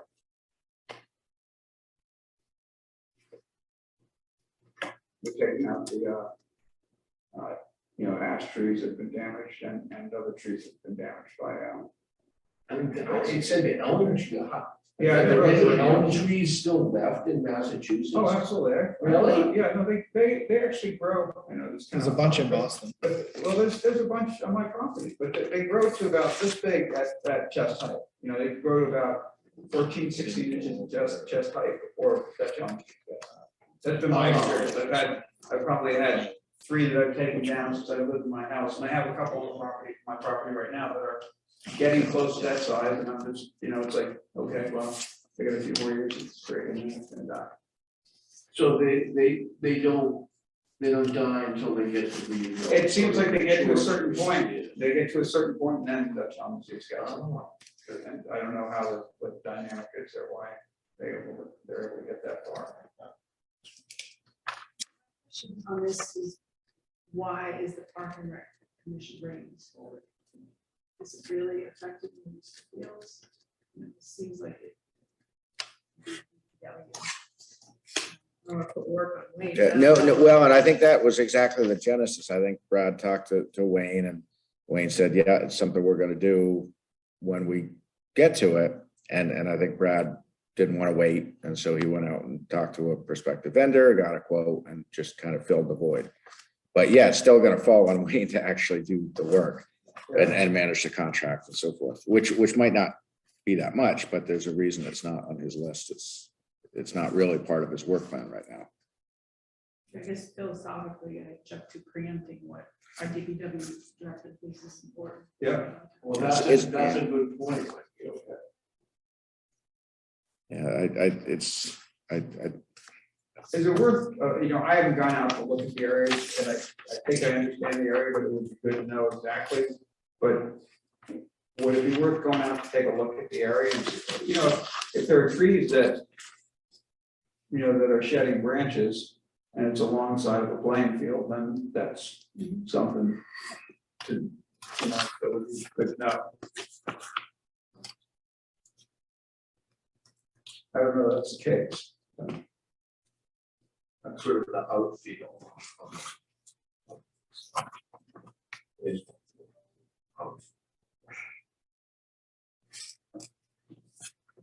So people are usually, if they're spectators or whatever, sitting down there, they're on the other, they're not on that side of it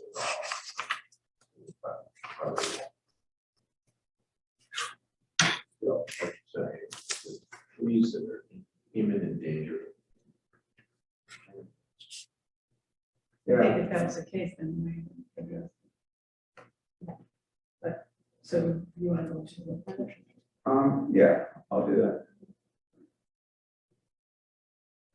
it does seem like it's work that ought to get done. It's just a matter of knowing more specifically like Yeah. what. Because, once someone's out there cutting trees, the phones are gonna ring. So you need to make sure that you have ownership of. I mean, part of it could be, Parks and Rec, probably some portion of their concern, or at least one small part of their concern is the aesthetics of the area that where they're managing the field. And, I think Brad said that. yeah, so if it's looking really ugly along the edge, then because of all the invasives that are there and there are a handful of dead trees and maybe that's a big part of the drive.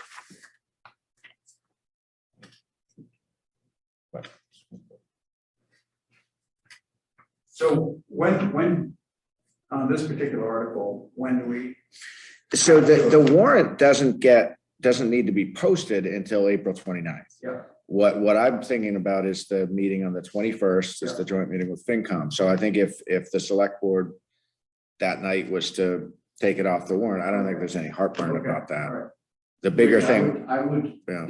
if I will try to, if I get a chance, but I will defer to your judgment. If you think let's do it, I'll go for it. Okay, I'll swing by one more.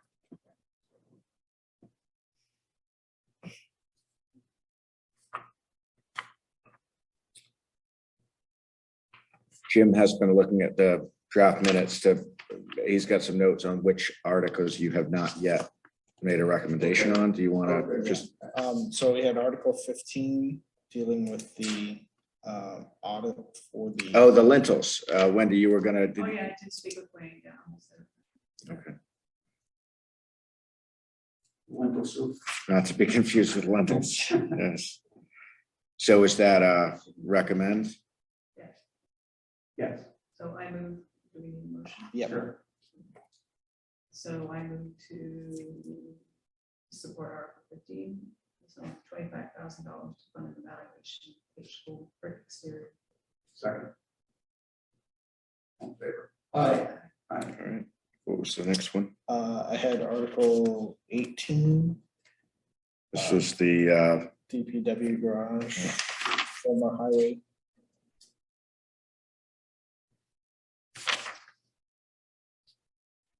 so they had voted on the roof replacement, but not on that piece of it. Is that right? It wasn't broken apart before. No, it wasn't. That's, oh, good. Yeah, no, That's excellent. why we haven't voted everything. That's exactly right. Yeah. So two components of that bigger article were separately submitted to capital because they met the capital threshold. So I broke each of those out. They're now shown as 17 and 18 as separate articles, both of which were part of the CIC report. And then the balance, it is now in Article 7 on the special. And I netted out I think it was about 7,400 that of this building or this room that can be funded from capital or from, cable advisory committee funds. So that's now broken into 3 separate articles. The cable advisory funds, we don't need. No. disposition of it. No. Yeah, Correct. Yeah. So I took those out entirely. and what was the total again? So the first two, 27.5 and 35.9, and then the net was 47,845, which now is the ADA accessibility, annex repairs, that was the septic line, furniture renovations for both hearing rooms, and the new reception desk in the 1910 building.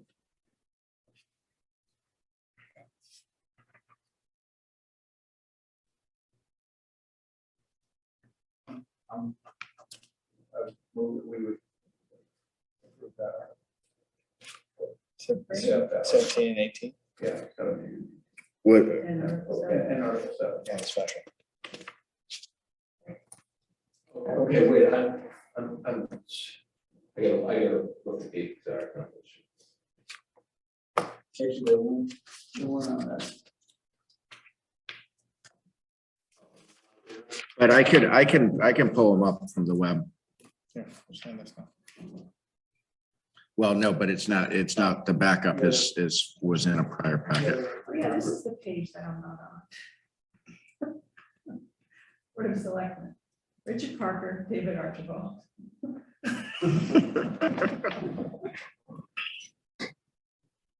Right, Jim? Oh, jeez. Oh, it was Archie that called that out.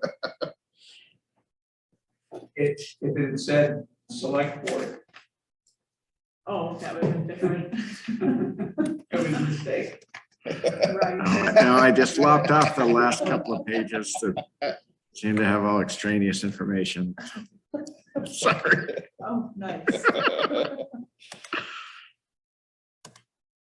Just trying to make your packet a couple of pages shorter. All right, here we go. So there's a motion, was there a second? Well, but Archie's calling for a little more No, I know. detail. so, Okay, yeah, I just, there it is. It's in here somewhere.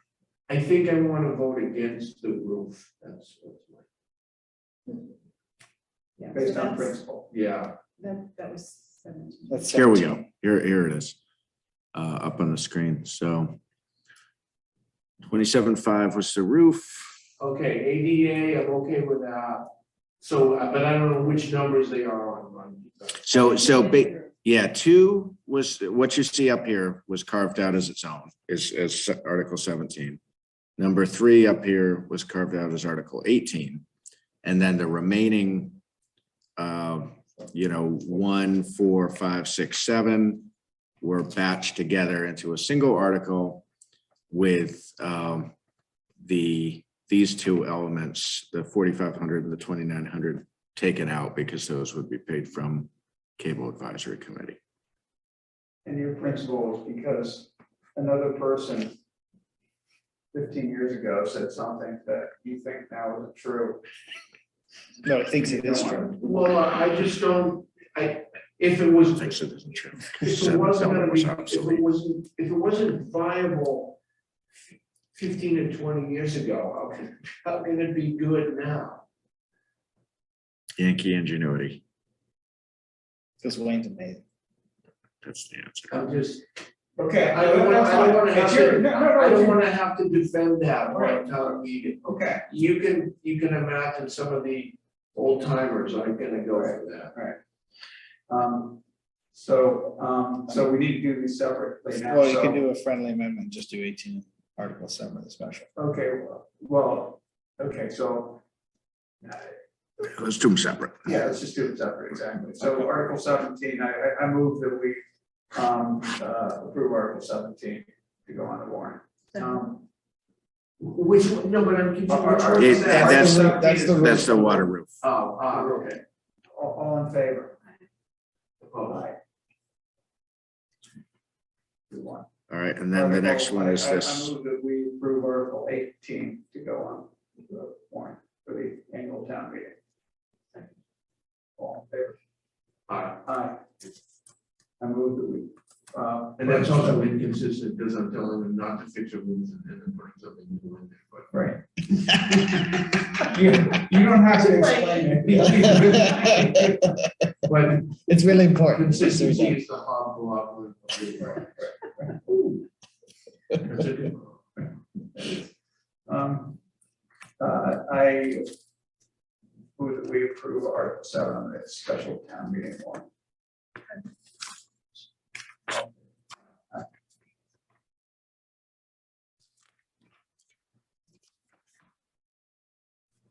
All right, Jim, what's next?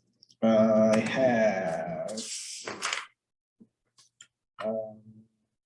Article 28, inclusionary housing requirement bylaw.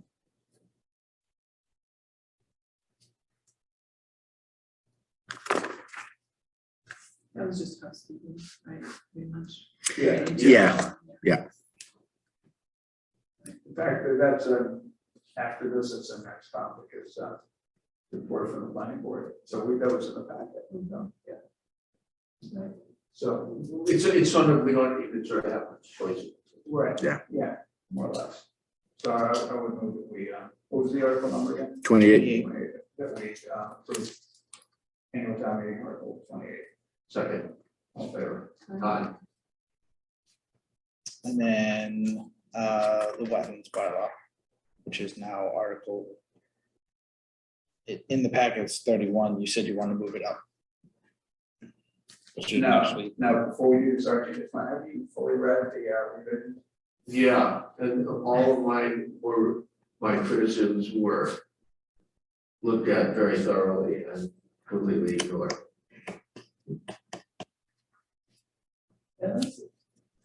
It seemed like they addressed a lot of the things that were raised. They addressed KP's criticisms. As long as item K is under definitions is there.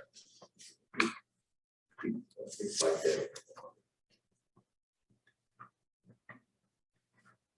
So, what was that article number?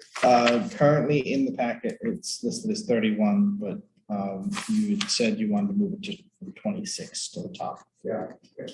So, I move that we approve Article 26 to go on the annual town meeting warrant. All in favor? Aye.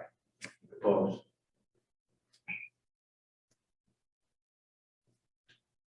What else? Did they already act on the addressing bylaw or not? Because we had Sam in, so I'm assuming not. I really don't think they did. No. Yeah. I'm sorry, I don't know all this. I normally should, but. I didn't see it in the minutes, but I could be wrong. What number is that? It's shown as 30. What was in the previous though? Oh, right.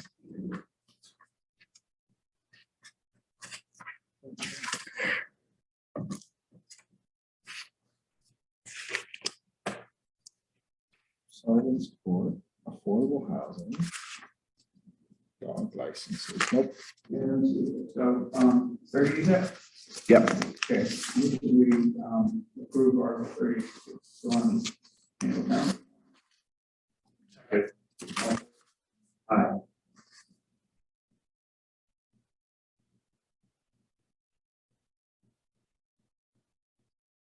I think that's it. All right, we'll do a careful reconciliation. If we find any that are stragglers, we'll bring them back to you guys for the joint meeting week from Thursday. Okay. But Soldiers and sailors. Did they approve all this? I think they did. Yeah. Yeah, we know what direction they're going with the soldiers and sailors, right? Did we approve? I don't think they were ever approved. Oh, okay. Yeah. And there's the bond one too, right? Yeah, and I wondered, I mean, should that go third of 3 instead of first of 3? Because it could kind of like confuse people and draw some debate that's not really warranted. That should be after. Yeah, that's kind of what I thought too.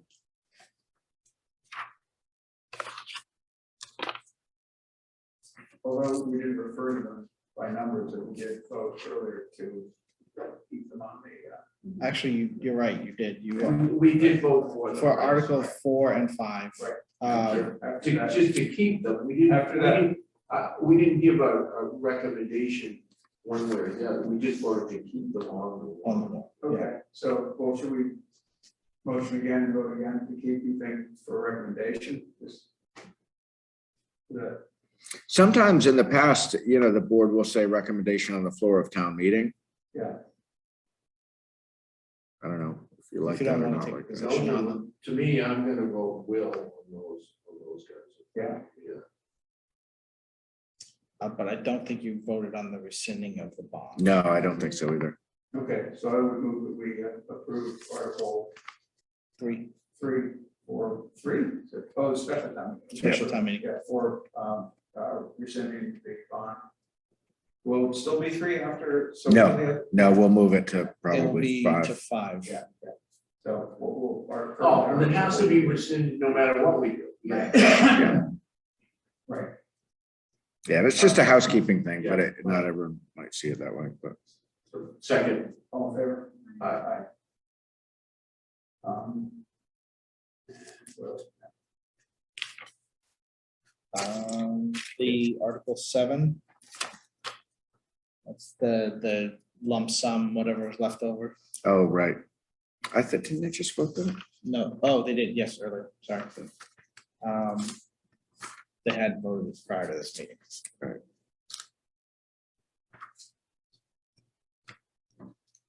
So the AEDs, that was just moved from annual to special. Correct, yeah, to take advantage of the, You I think had- there's you a had- grant that we had, the pricing, something. Yeah, I just noticed that was struck.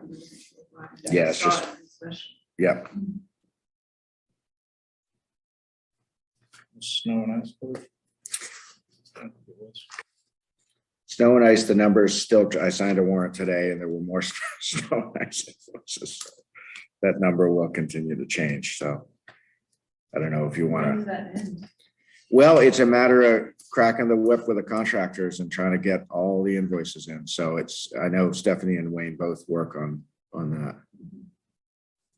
I mean, definitely, I was, Sometimes they're stragglers. yeah.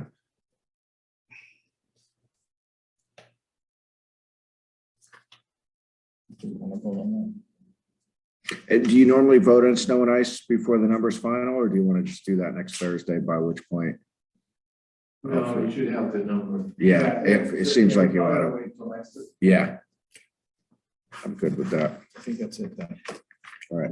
So yeah, we'll go through our records and make sure that everything's, you know, that there's a position for everything. And if there's not, we'll bring that back a week from Thursday. But if so, it's not one of the high profile ones. Right, nothing that we're gonna have a. Right. Okay, so the, next on your report from the planning board regarding, the proposed amendments to the inclusionary housing bylaw. So we're going to approve to keep that on the warrant, so. It's just informational. Yeah. And then, Sullivan's Court extension.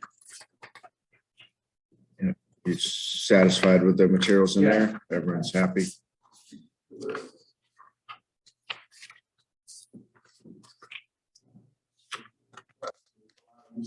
Water slide as part of the summer rec program. Yeah, what are your thoughts on that? Liver slide.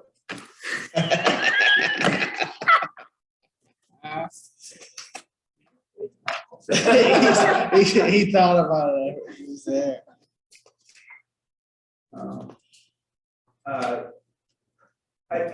I personally think it's very low risk. And. Is it an educated opinion? Based on my own childhood.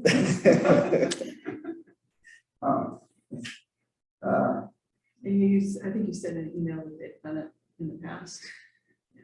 Yeah.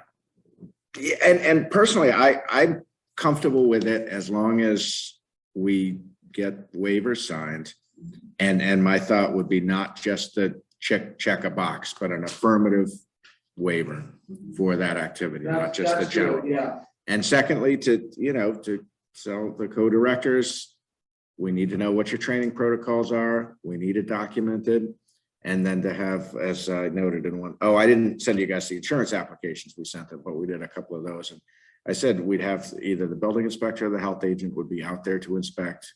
I started to say daily, and I was told that was probably overkill, but weekly, that once a week they would be out, make sure the equipment's in good shape. So it's, you know, I think if we So it's gonna proceed. be- Oh, I didn't, it's not just gonna be there a short time. No, they basically use it every day of camp Oh, that they're not on a field trip, weather permitting. I'm told it's like a major feature of how Okay. the kids, so that's kind of where. So I think as long as, in my opinion, as long as there's training, there's waivers, and the training includes things like, you know, one rider, you know, all of the recommended things. And does that include like emergency response if there's an accident? Like That's a great thing that we ought to have in place, that I'm sure, you know, nothing's been in place in the past. So, but that's where I, you know, for instance, one of my, you know, so Caitlin, her kid goes to the Boys and Girls Club. They have a big slide, much bigger than this one. So she was going to contact them and see what they do for insurance, or whether they have, you know, written protocols. And we have a little bit of time. I'd love to see the co-directors do that work instead of, Absolutely. it's, I haven't gotten a response. Okay, well, approval is withheld until we receive. Right. Yeah, yeah, yeah. Oh, that's interesting. So you posed questions to them and they haven't responded? Correct. Oh. Yeah. Maybe it's not that important.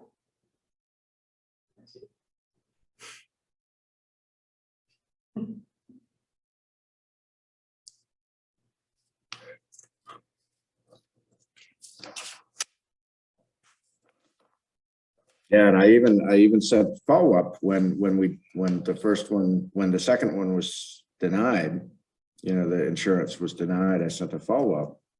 And you know, we've had other correspondence.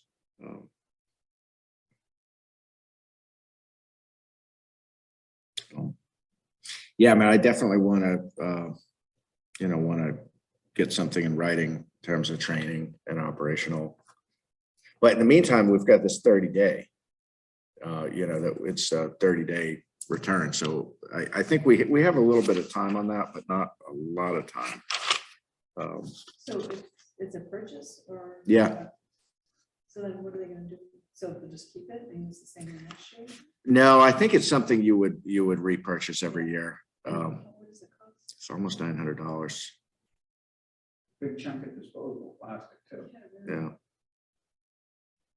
Great thing for the planet.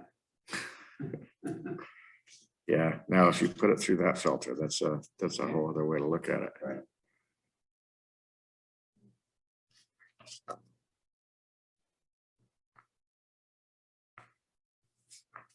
I don't know.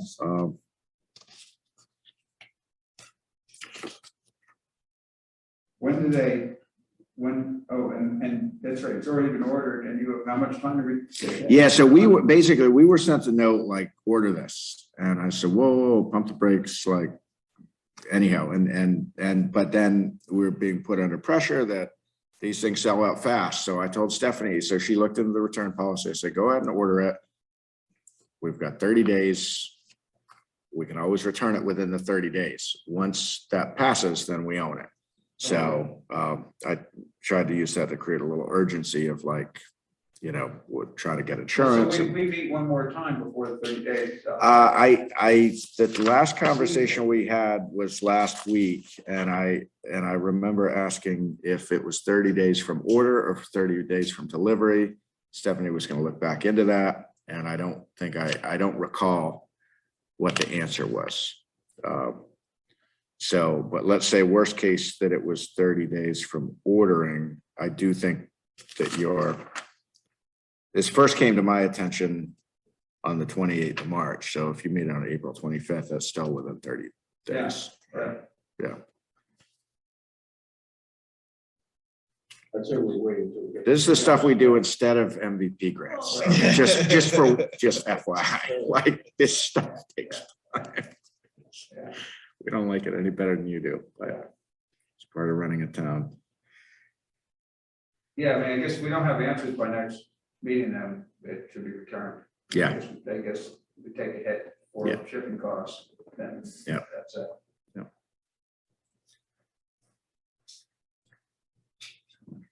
All right. Probably some pretty good shipping costs. Yeah.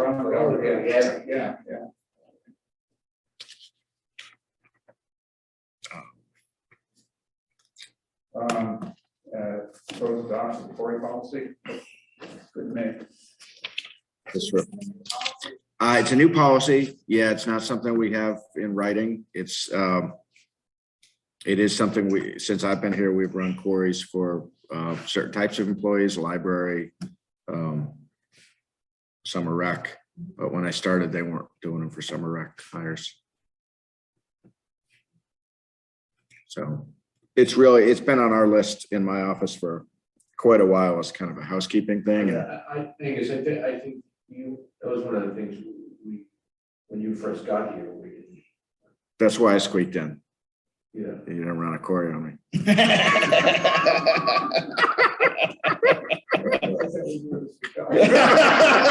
FYI.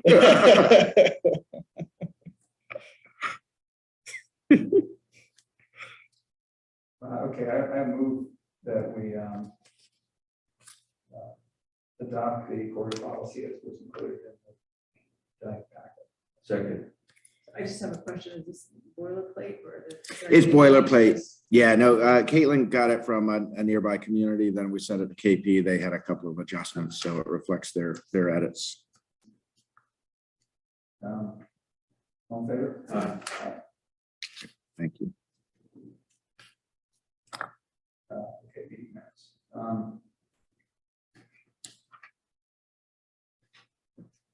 I should print out a copy of that. I'm seeing a misspelling of Albert Ting. What is it about his name? Always gets spelled wrong. Oh, that was on October 4th you're looking at? Yeah. Yeah. Yeah, I actually already gave that to Jim. I think I gave you my copy earlier, went over it. Yeah, that was from the previous. Yeah. I just took it from the old packet and dropped it in. I didn't even think to get the corrected version, so. So yeah, on October 4th, I gave Jim a handful of small things. We will be very happy when we have an assistant town clerk hired. I mean, we're definitely feeling the strain, Yeah. like not having help. Hopefully 2-3 weeks from now, 3 weeks from now, say. Yeah. We've got finalist interviews on Wednesday, so. Great. So I think in the job description, they would just do it from a recording, they're not expecting. the They person to be here. don't need to attend unless, of course, like I'm absent. Yeah. But they would do it from recordings, our notes, Mhm. and then the packet. And just to give you an example, Rebecca, who we contracted out to do recently, did the March 28th minutes, Mhm. and she did them, I'd say within 2 weeks. She did them no time. I mean, less than 2 weeks. Yeah, I mean, it was 2 weeks ago, the meeting. Yeah. And we had them like early last week. Yeah. We had them within probably 8 or 9 days. Yeah, no, they're pretty good. There were a few things that picked up. But I didn't have a printed out copy and I got tired of making notes. But I should get a copy and try to go through it. So in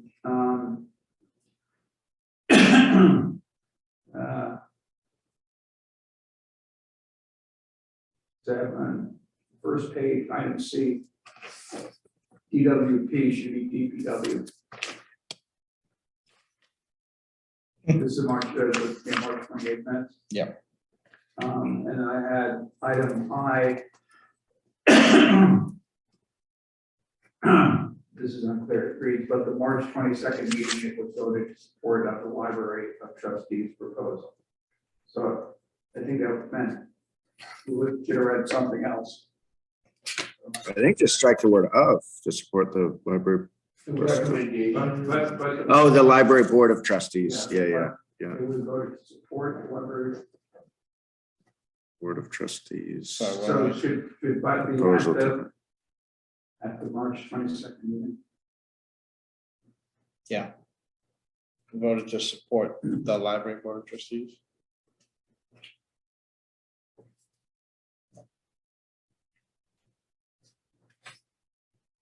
Just move on.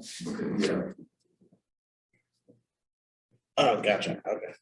You know, I don't pick on punctuation stuff. There were a couple other things that were unclear. And I'm sure it's because it's hard to pick up and, you know, in the conversation here. Yeah. Pick up all the details. She also spelled Archibald wrong. First B. Archibald. Archibald. Blad. Archibald. Item P, Carver. Right, that was a good one.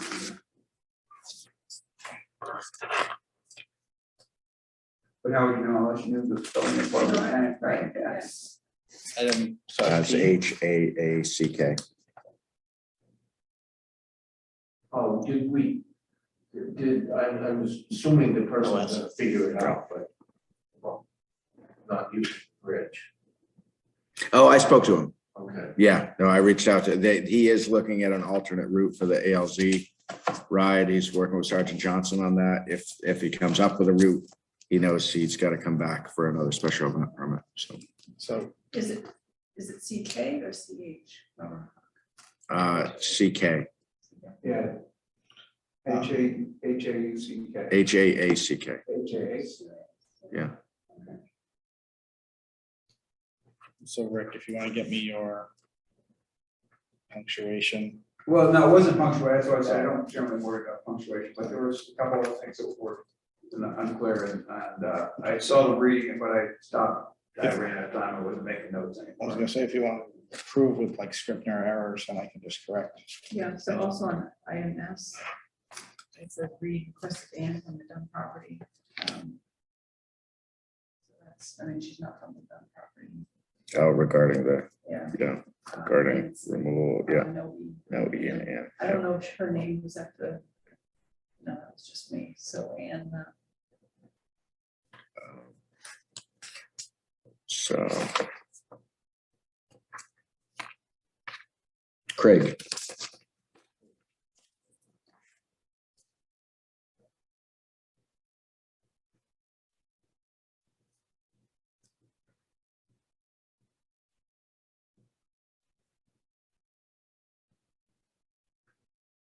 so then the prior minutes, she's working forward on the minutes.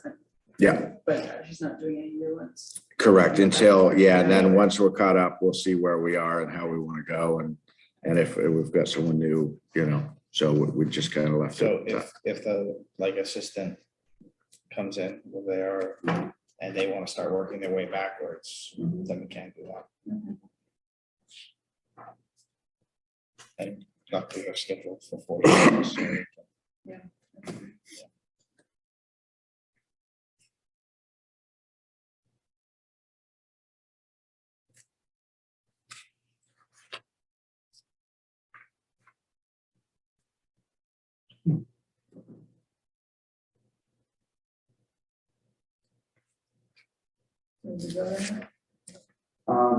No, we haven't, but was.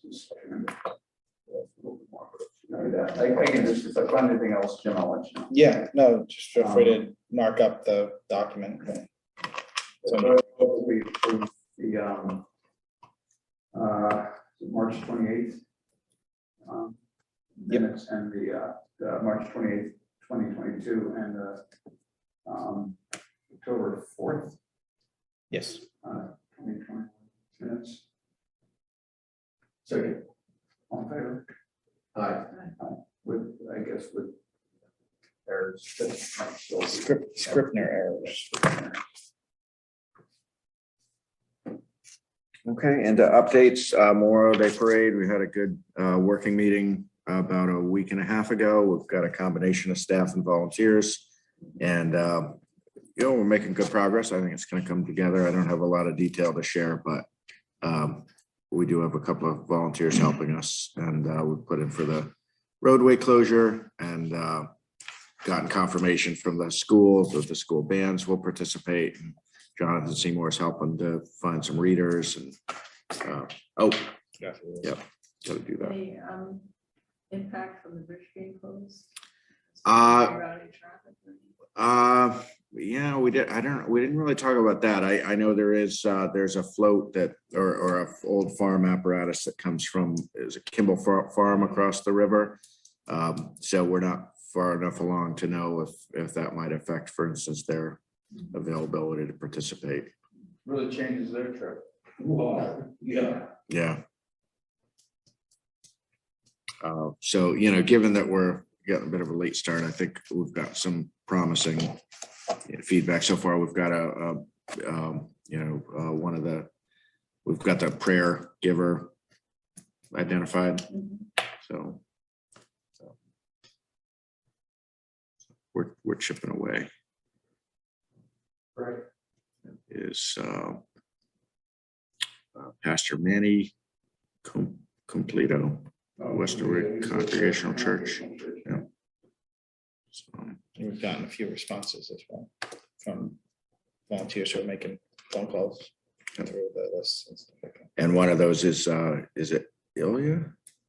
Yeah, the parade czar. Yeah, he's helping too. So Great. I haven't met him yet. nor have I. Yeah.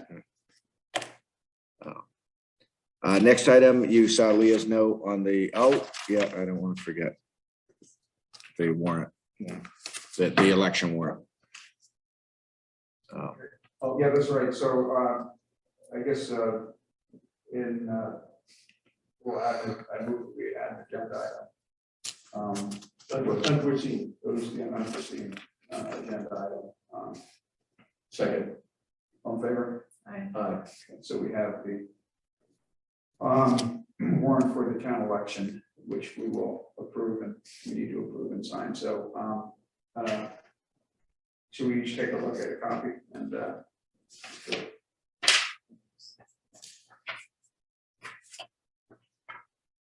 Let's see that too.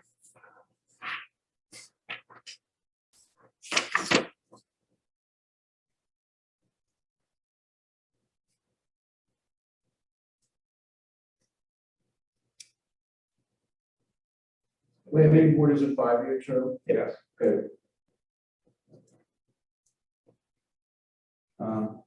Yeah, so I would move that we approve the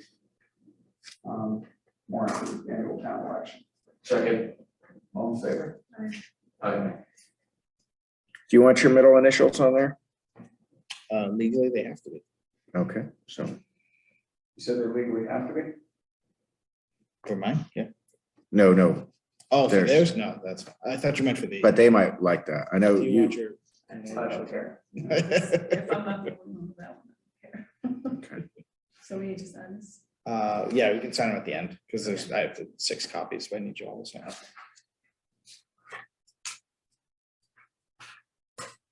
All right, next item, the one-stop grant expression of interest. Leah had, wanted to confirm that we'd be looking at the MBTA communities. Do you agree with that? Yeah, that sounds like the best choice. Yeah, The two possibilities that were suggested.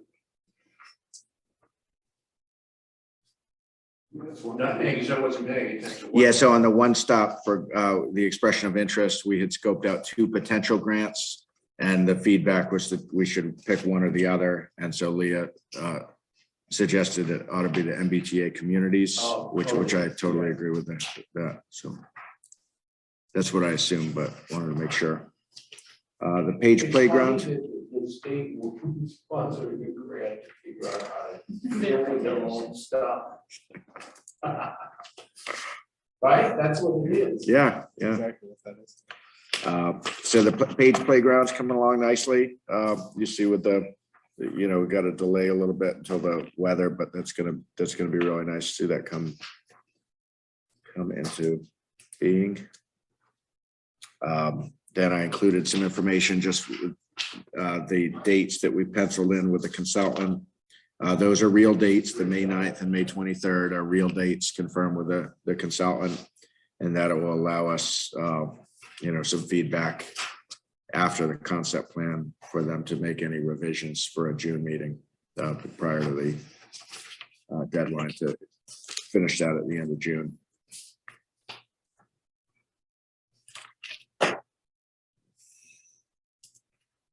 And then, I didn't put much in here on the wage classification, just wanted to give you an idea of, that is a continuing effort to keep that on track. It's not just them doing the work. It's, we got a fair amount of work, so.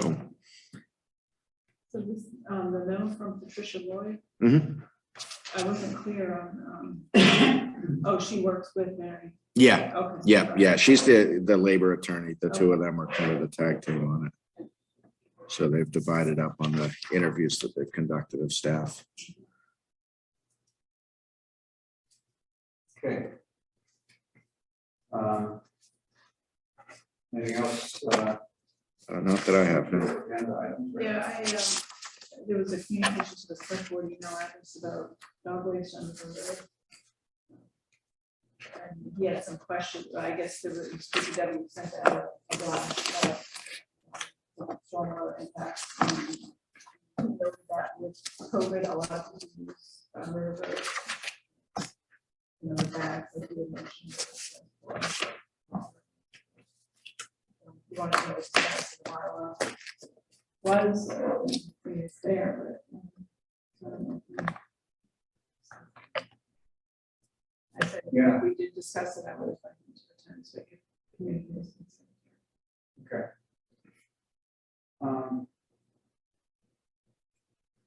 Well, I mind people take the effort to put it in a bag.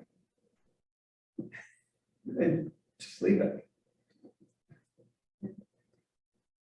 I did send that along to Rick and, chair can agenda or not. Yeah, yeah, yeah. My only concern is that if I mean, what comes of that? You can shame people, but those probably aren't the people watching the meeting. But we don't have the manpower for like DPW to walk up and down every road and pick up dog waste. So I don't know what comes of a public meeting about it, other than trying to shame people. Yeah. But as you said, the people who you want to reach, they're, they're not reachable. Yeah. And we are mailing out those greenscapes pamphlets to all newly registered dogs. But you have to register your dog to get a pamphlet. Yeah. So. I I mean- realized that you had seen the. Yeah, Angus reported it to me, but I mean, and it isn't that I don't think it's an issue, I just don't know. If anything productive is gonna come out of it being like that. But do you have any thoughts on that? I don't, I mean, it's Yeah. an enforcement issue, we Yeah. have the bylaw now, Yeah, is that really what we want to spend our time? It's unfortunate. we should put video cameras. I'll bring it up at town meeting. Okay. All right, Like Casey asked for a report, and then I'll bring the dog waste with it. there you go, all right.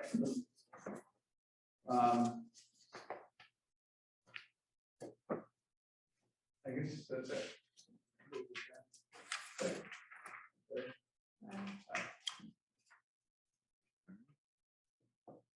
11:29. All right, thank you.